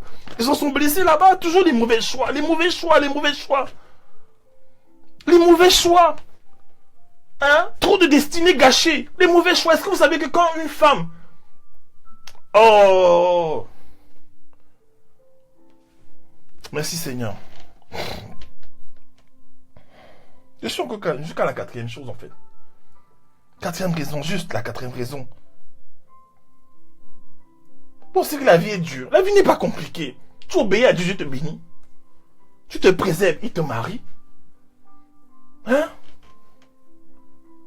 Combien de femmes que nous sommes pris pour leur mari? Nous devons être à la brèche. Oui, coach, il y a beaucoup de souffrance dans ce domaine, coach. Mais oui, il y a beaucoup de souffrance. On voit ça. Parfois, je vais éviter. Parfois, je vais pas aller autour de talents désignés. Après, ça me fait revenir. Ça me fait... Ah, oui. C'est parce que c'est le vrai problème qu'il y a. C'est le problème qu'il y a des relations. Trop de dessiner des trucs. Quand une femme est détruite, mon frère, tout ce qu'elle produit là, c'est compliqué après. Une femme est déçue. Elle se dit maintenant, ce qui arrive, je m'en fous. Ce qui arrive. Donc, elle commence à... Qu'est-ce qu'elle fait? Elle existe, elle ne vit plus. Elle existe, en fait. Elle est là comme ça. Elle est un numéro de sécurité sociale dans la société. Elle est là comme ça. Elle marche. Elle va au boulot. Elle fait comme tout le monde. Mais il n'y a plus de sentiment de destinée. A sense of purpose. Il n'y a plus ça.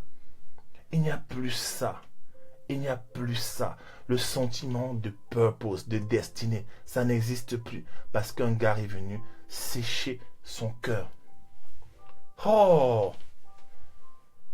Je prophétise maintenant, parce que je crois que Dieu restaure toutes choses. Toi qui es dans un mariage qui bat de l'aile, qui est difficile, je décrète et je déclare que Dieu restaure ton mariage au nom de Jésus-Christ. Que Dieu restaure ta vie au nom de Jésus-Christ. Que je touche le cœur de cet homme, ce cœur pierreux. Que Dieu change ce cœur pierreux en cœur de chair.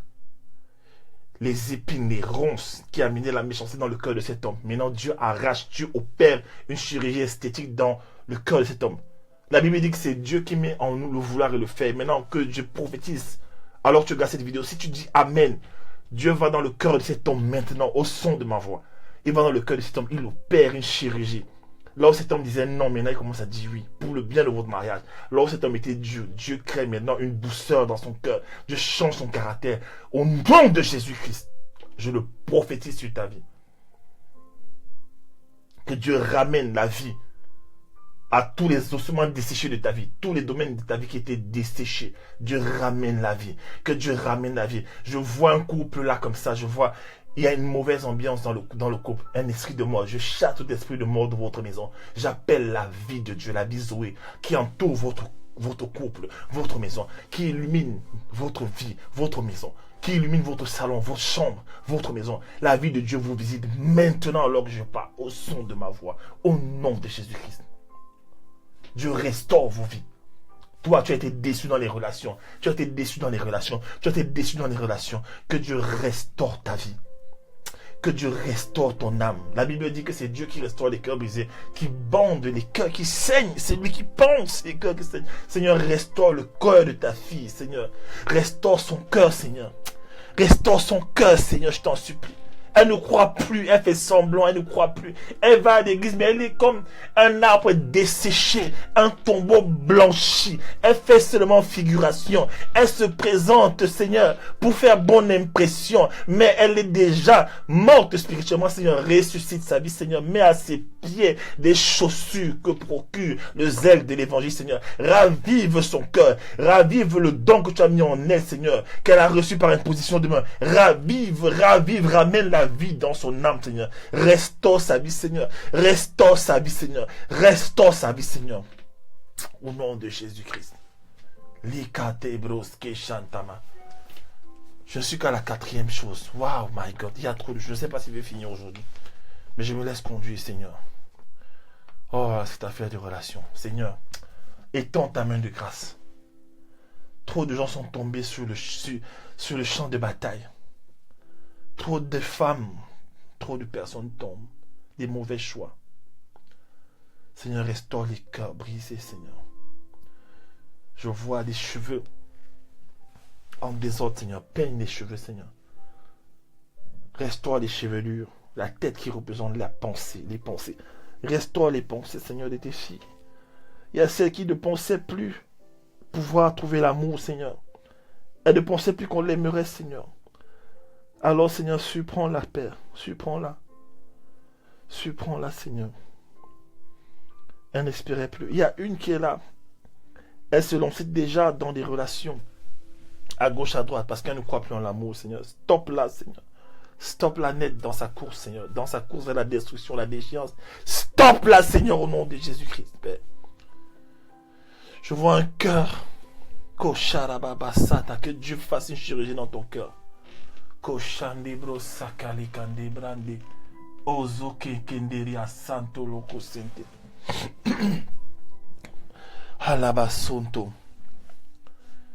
Merci, Seigneur. Ah, Seigneur, merci pour ce rendez-vous, Seigneur. Tu fais grâce à qui tu veux. Mais tu fais grâce à tes enfants ce soir, Seigneur.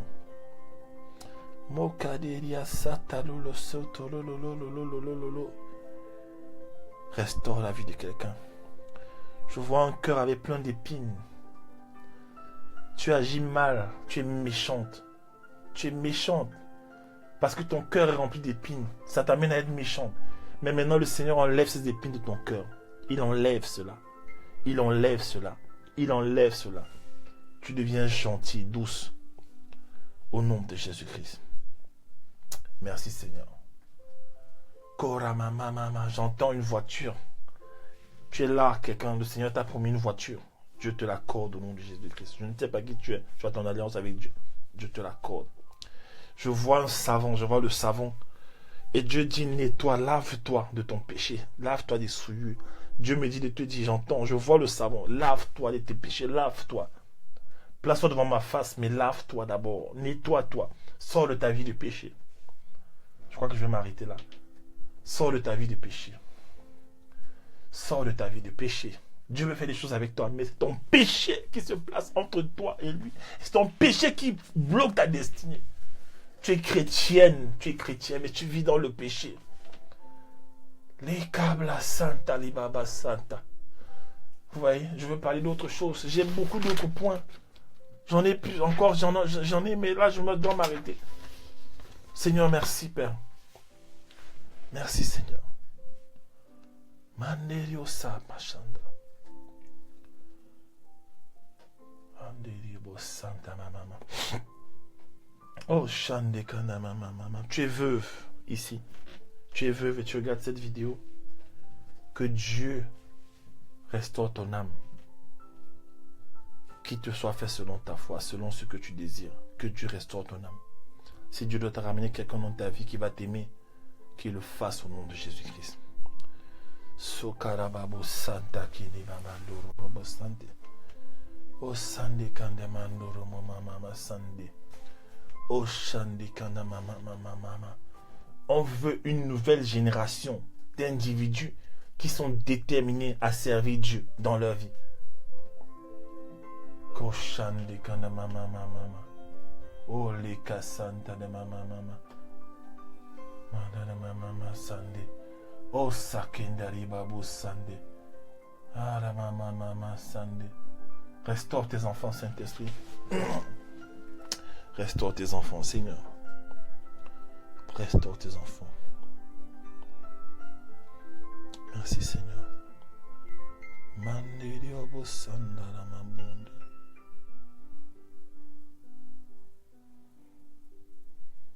Merci, Seigneur.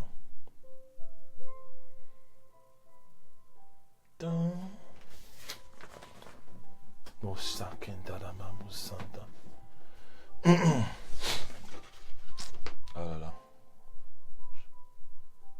Il a fait combien de temps là?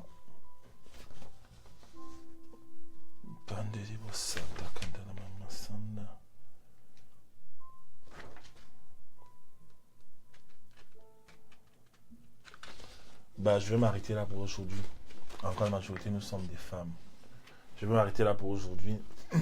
Et je vais continuer la suite la semaine prochaine à 20h, jeudi prochain à 20h. C'est mieux là, je sens ça. Et que Dieu restaure vos cœurs en fait. Que Dieu restaure vos cœurs, c'est ce que je souhaite. Et vous savez, si Dieu révèle ces choses, c'est parce qu'il est en train d'opérer en vous, Seigneur, une opération. Il y a quelque chose que Dieu est en train de changer en vous en fait. Vous voyez ça? Chaque fois que je me vois en train de coacher des femmes, j'ai dit même des gens, je vois des femmes. Je vois des femmes.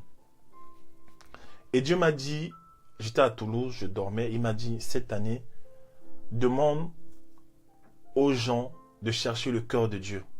D'accord? Le cœur de Dieu. Et j'étais dans une salle, et il fallait que j'étudie le cœur de Dieu. Et c'est comme si je connaissais ce cœur. Je sais pas, il y a quelque chose que je connaissais déjà. Et je me suis précipité, je suis allé, et j'ai vu une femme qui dirigeait un groupe de maisons. C'était des femmes. C'était des femmes une femme qui enseignait l'autre femme. Et je lui disais, enseigne sur le cœur de Dieu. Revenons au cœur de Dieu. Le cœur de Dieu. Le cœur du Seigneur. Si tu cherches le cœur de Dieu, tu vas devenir un instrument puissant entre ses mains. Tu vas ressentir ce qui l'attriste, ce qui l'engage, ce qui le motive, ce qui le met en colère. Tu vas sentir ça et il pourra t'utiliser. Tu vas devenir son adresse en fait sur la terre. Tu vas devenir quelqu'un qui l'utilise puissamment dans ta génération. Il fera des choses en fait. Ne te soucie pas de ces choses, des relations, de l'amour. Ne te soucie pas de ça. Les plaisirs, la jeunesse, laisse. Dieu va te donner quelqu'un, un mari. Dieu va te donner. Prends cette parole que je te donne. Il va te la donner. Il va te donner. On ne peut donner que ce qu'on a. Je suis passé par là. Il va te donner ça. Tu t'inquiètes de trop de choses. Tu es là comme marre. Tu te soucies de trop de choses en fait. Connecte-toi à l'essentiel en fait. À l'essentiel en fait. Connecte-toi à l'essentiel. Personne ne connaît son avenir. Personne ne connaît le lendemain en fait. Personne ne peut se vanter du lendemain. Personne ne peut se vanter de ce qu'un jour peut engendrer en fait. Cherche le cœur de Dieu en 2018. Le cœur de Dieu c'est quoi? C'est te préoccuper seulement de ce qui préoccupe Dieu. Te mettre à part pour faire ce que Dieu veut. Tu vas voir. Alors que tu es là, ton âme est blessée. Tu essaies de manipuler les événements pour que ta vie marche. Ça ne va pas marcher comme ça. Dieu connaît ton histoire. Cherchez-le. Dieu m'a dit, j'ai vu clairement dans ce rêve. Il m'a dit, c'est le cœur de Dieu. Le cœur de Dieu. Le cœur de Dieu. Le cœur du Seigneur. Un cœur qui se répand devant Dieu. Qui demande à Dieu, Seigneur, qu'est-ce qui fait battre ton cœur? Qu'est-ce que tu veux que je fasse? Dieu va demander, mais qui enverra-t-on? Qui enverra-t-on? Hein? Tellement de personnes sont en peine, des gens souffrent. Mais Dieu demande, mais je vais envoyer qui? Et pendant que Dieu cherche les gens envoyés dans la mission, dans la destinée, il y a des gens qui sont encore en train de se soucier des choses qui ne servent à rien. L'amour, le sexe, la colère, les rancunes, le manque de pardon. Le manque de pardon. Il y a un niveau de ta vie, tu ne dois plus être dans le monde, tu ne dois plus, ça ne doit plus être mentionné en fait. Dieu veut faire des choses avec toi. Tu n'es pas fatigué de tout le temps d'aller t'asseoir dans les prédications ou sur internet à regarder des vidéos pour acclamer les gens. Quand est-ce que tu vas jouer ta partition sur cette terre? Quand est-ce que tu vas jouer ta partition? Tu ne sais pas que Dieu a prévu quelque chose pour toi en fait. Tu ne sais pas. Quand est-ce que tu vas jouer sur ta partition? Quand est-ce que nous aussi on va aller s'asseoir dans les salles, te voir, bénir Dieu pour ta vie? Quand est-ce que tu vas donner l'opportunité de semer dans ta vie, dans ton appel, dans ton ministère, dans ta vocation? Où est ton bébé? Où est ton bébé de la destinée? Pourquoi tu te préoccupes des choses qui ne te rapportent rien, qui te fatiguent émotionnellement? Tu n'as aucune puissance sur les choses que tu peux pas contrôler.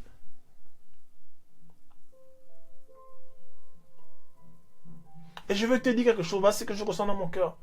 Mais Dieu t'aime. L'amour que tu cherches chez les hommes partout là. Dieu te dit qu'il t'aime. Dieu t'aime. Tu es son enfant. Il t'aime. Parfois, tu te sens seul. Tu dors seul. Tu te sens seul.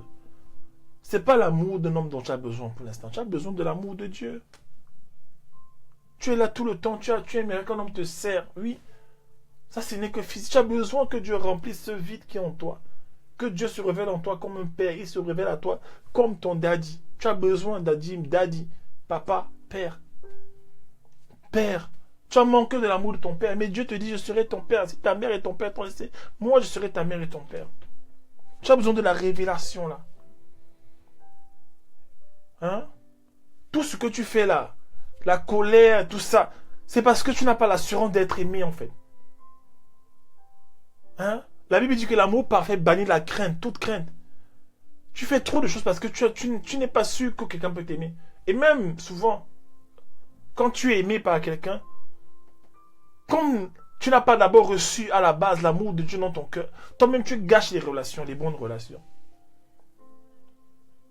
Hein? Dieu doit d'abord te combler individuellement avant que tu puisses apporter à l'autre. Dieu doit d'abord te remplir, il doit te combler. Il doit te combler, il doit te combler. Et tu ne te sentiras plus jamais seul. Oui, tu te sentiras plus seul.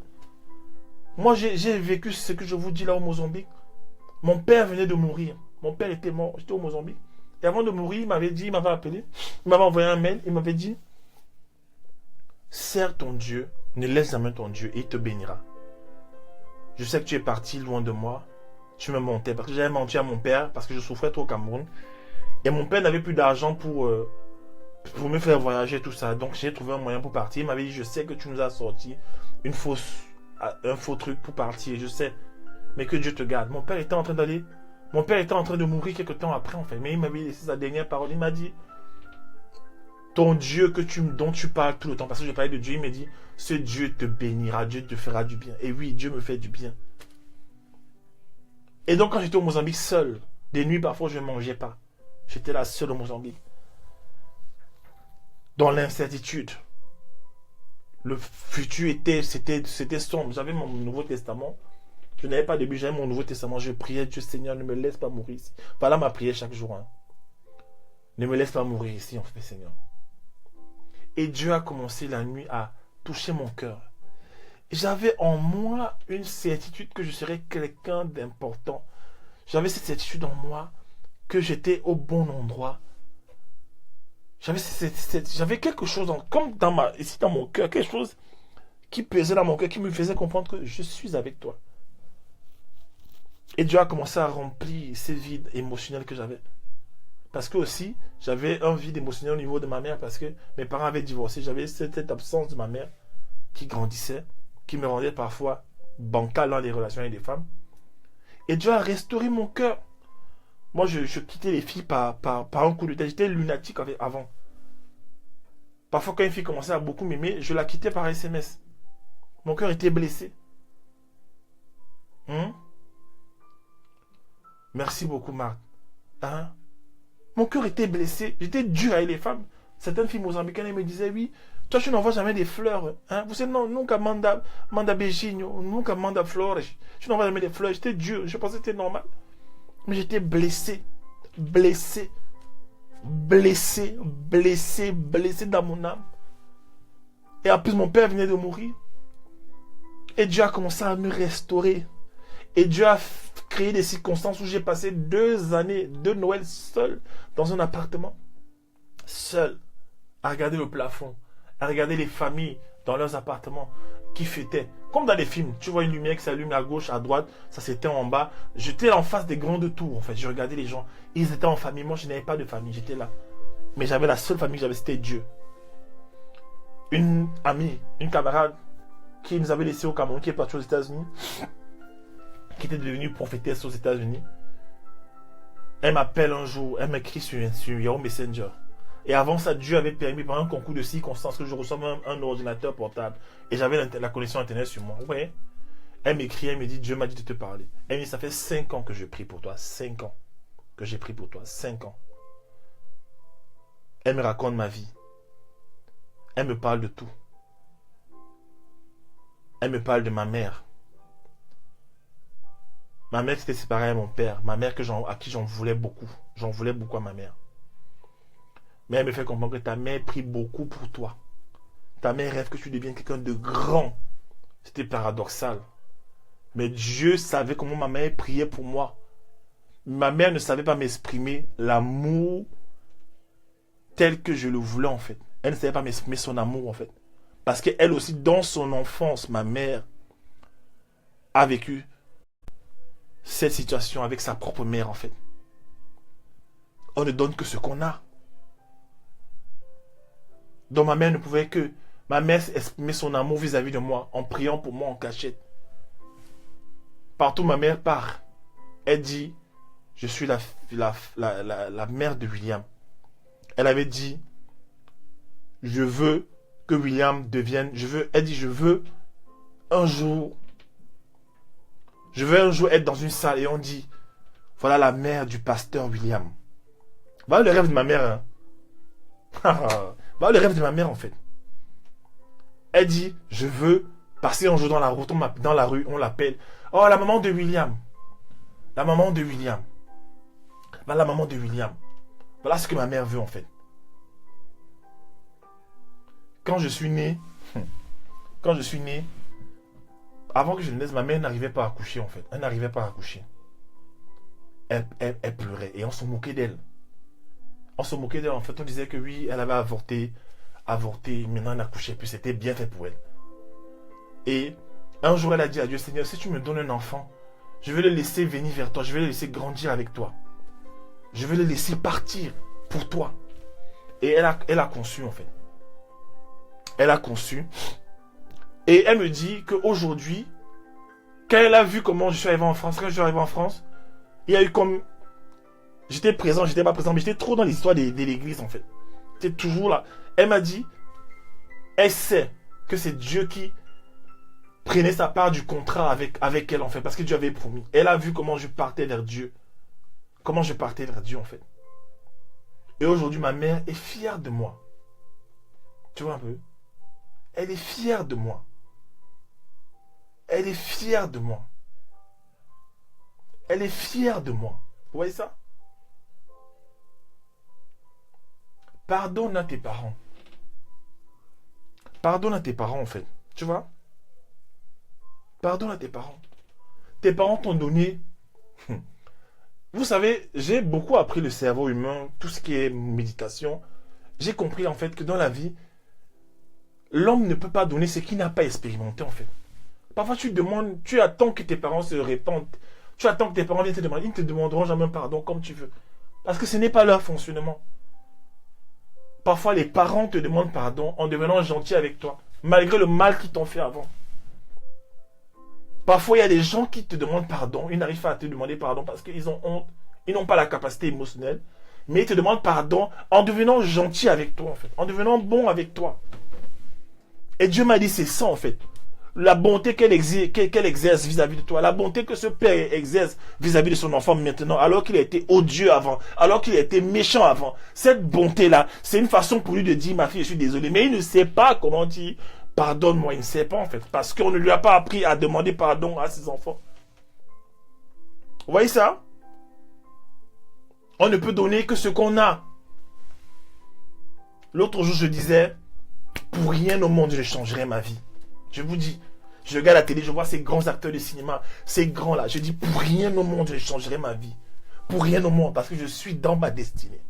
Je suis celui que Dieu a voulu, que Dieu a suscité sur la terre. Et c'est pareil pour toi. Le ciel, c'est merveille parce que tu es en train de faire, tu vas faire les œuvres de Dieu sur la terre. Je suis la personne qu'il fallait, en ce temps, comme Esther, Mardochée disait à Esther, il fallait que tu naisses dans un temps comme celui-ci. Je suis cette personne pour ma génération en fait. Quand je vois des gens changer, je vois la destinée des gens changer, je dis, il fallait que je sois même rejeté. Afin que le fruit que Dieu a déposé en moi abonde en fait comme il abonde. Vous voyez ça? Arrête d'en vouloir aux gens du passé. Arrête d'en vouloir à ce copain qui t'a laissé. Il n'avait rien à te donner. It had nothing for you. Il n'avait rien à te donner. Il fait partie d'un processus divin. Des circonstances. Tu vois ça? Arrête d'en vouloir. Arrête de retenir les gens dans ton cœur. Voilà une des pistes que j'ai données par rapport au blocage des projets. Maintenant, je traverse. Le manque de pardon. On ne pardonne pas. Il faut pardonner. Combien de filles m'ont appelé? Elles sont bloquées. Pendant que je cause avec elles, Dieu me dit qu'elle pardonne mon pardon à son père. Il y a une qui m'appelle une fois, pour la première fois. Dès que je dis allô, j'entends, dis-lui de pardonner à son père. Il y a des vies qui sont bloquées comme ça. Ton père peut-être dit tromper ta mère, il sortait de gauche à droite. C'est ton père. It's your daddy. Est-ce que tu sais qu'aujourd'hui, mon mariage enseigne des choses à ma mère. Mon mariage avec ma femme enseigne des choses à à ma belle-mère en fait. Elles observent des choses. Elles nous observent.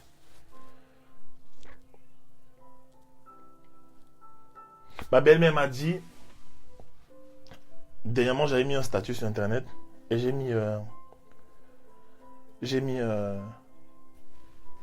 voilà, quelqu'un a mis un statut sur internet, il a mis quelle est la personne en qui tu as le plus confiance sur la terre. D'accord? Ma belle-mère est partie, elle m'a tagué. Elle me dit, moi, la personne en qui elle a le plus confiance sur la terre, moi, William, moi je ne croyais pas en fait. Parce que parfois ça a été un peu difficile avec elle, vous savez, les belles-mères parfois. Et je suis parti. Je lui ai demandé, est-ce que je rêve? Elle me dit non, tu rêves pas. Elle m'écrit, elle me dit, quoi qu'il arrive, sache que tu es la personne en qui j'ai le plus confiance sur la terre. Elle me dit ça à ma belle-mère. Tu es la personne en qui j'ai le plus confiance sur la terre. Elle me dit, je t'ai observé pendant des années, ma fille, t'ai observé pendant des années. Mais tu n'as jamais changé. Je vois comment tu aimes ma fille, comment tu la protèges. Et tu n'as jamais, peu importe les difficultés que vous avez traversées, je crois qu'elle parlait des difficultés financières, le studio dans lequel on vivait. Elle me dit, tu n'as jamais dévié de tes objectifs en fait. Elle me dit, sache que quoi qu'il arrive, tu es la personne sur la terre en qui j'ai le plus confiance. Waouh!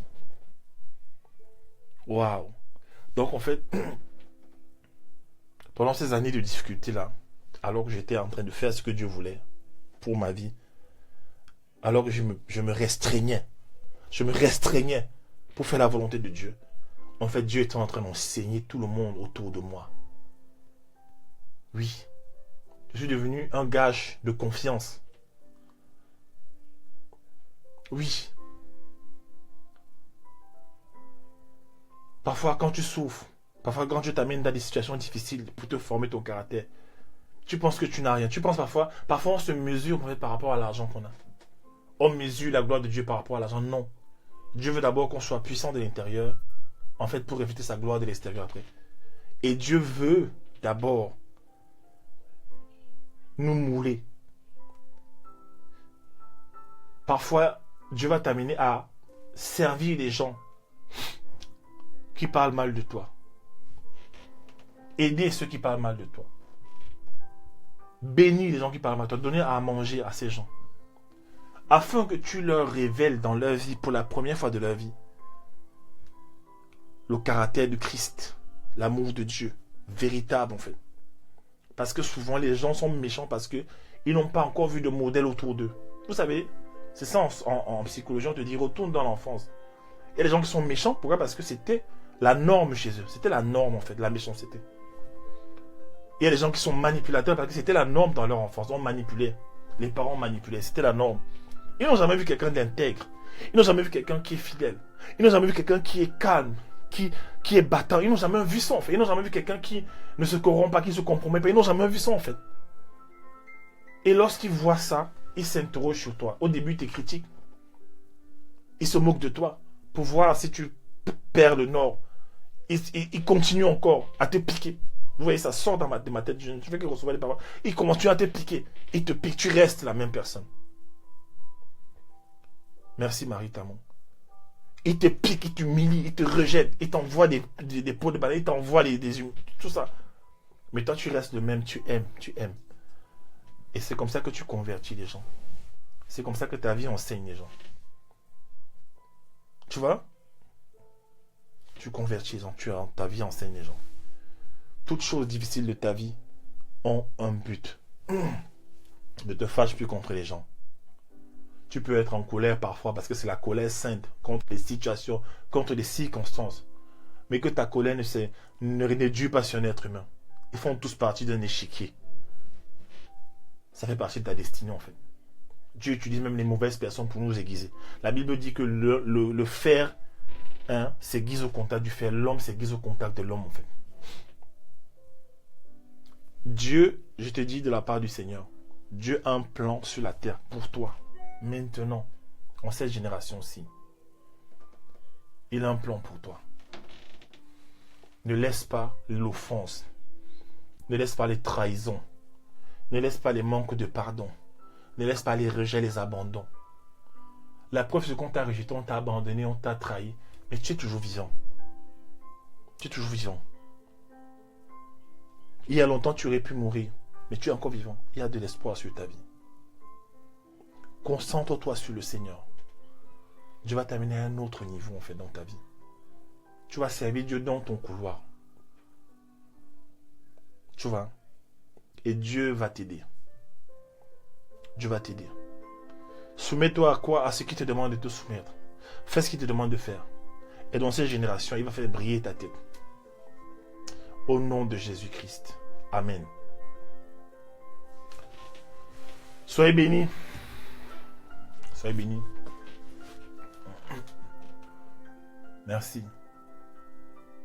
Merci. Soyez bénis. Soyez bénis.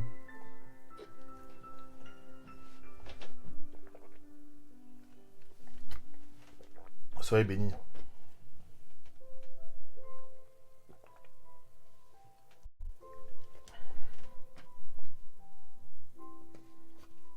Soyez bénis. Que Dieu vous bénisse. Ne garde personne dans ton cœur. C'est un piège du diable. Ne garde personne, ne retiens personne dans ton cœur. Voilà. Souvent, quand tu as des problèmes avec les gens,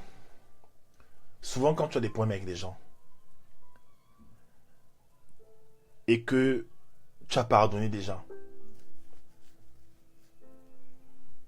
commence à prophétiser le bien sur les gens. Commence à prophétiser. Si c'est ton ex qui t'a blessé, d'accord? Parce qu'il t'a laissé, parce que quoi, tu n'étais pas une bonne femme, tu sais pas. Commence à lui souhaiter le meilleur. Tu dis, Seigneur, je décrète et je déclare que mon ex est béni. Il trouvera une femme meilleure que moi, une femme bien qui va l'aimer, une femme qui va construire, bâtir avec lui, une femme qui va avoir un avenir avec lui. Bénis-le dans ses entreprises, qui ne manquent de rien, Seigneur. Bénis-le.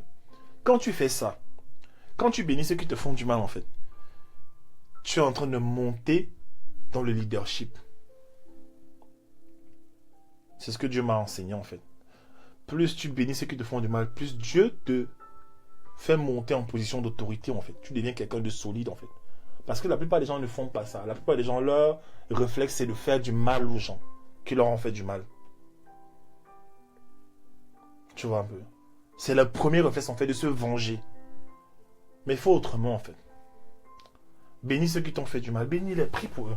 Prends du temps, prie pour eux. Tu vas voir, tu vas toucher le cœur de Dieu. C'est ça le cœur de Dieu. Le cœur de Dieu, c'est bénir les gens qui te font du mal. C'est ça en fait. Tu vas voir.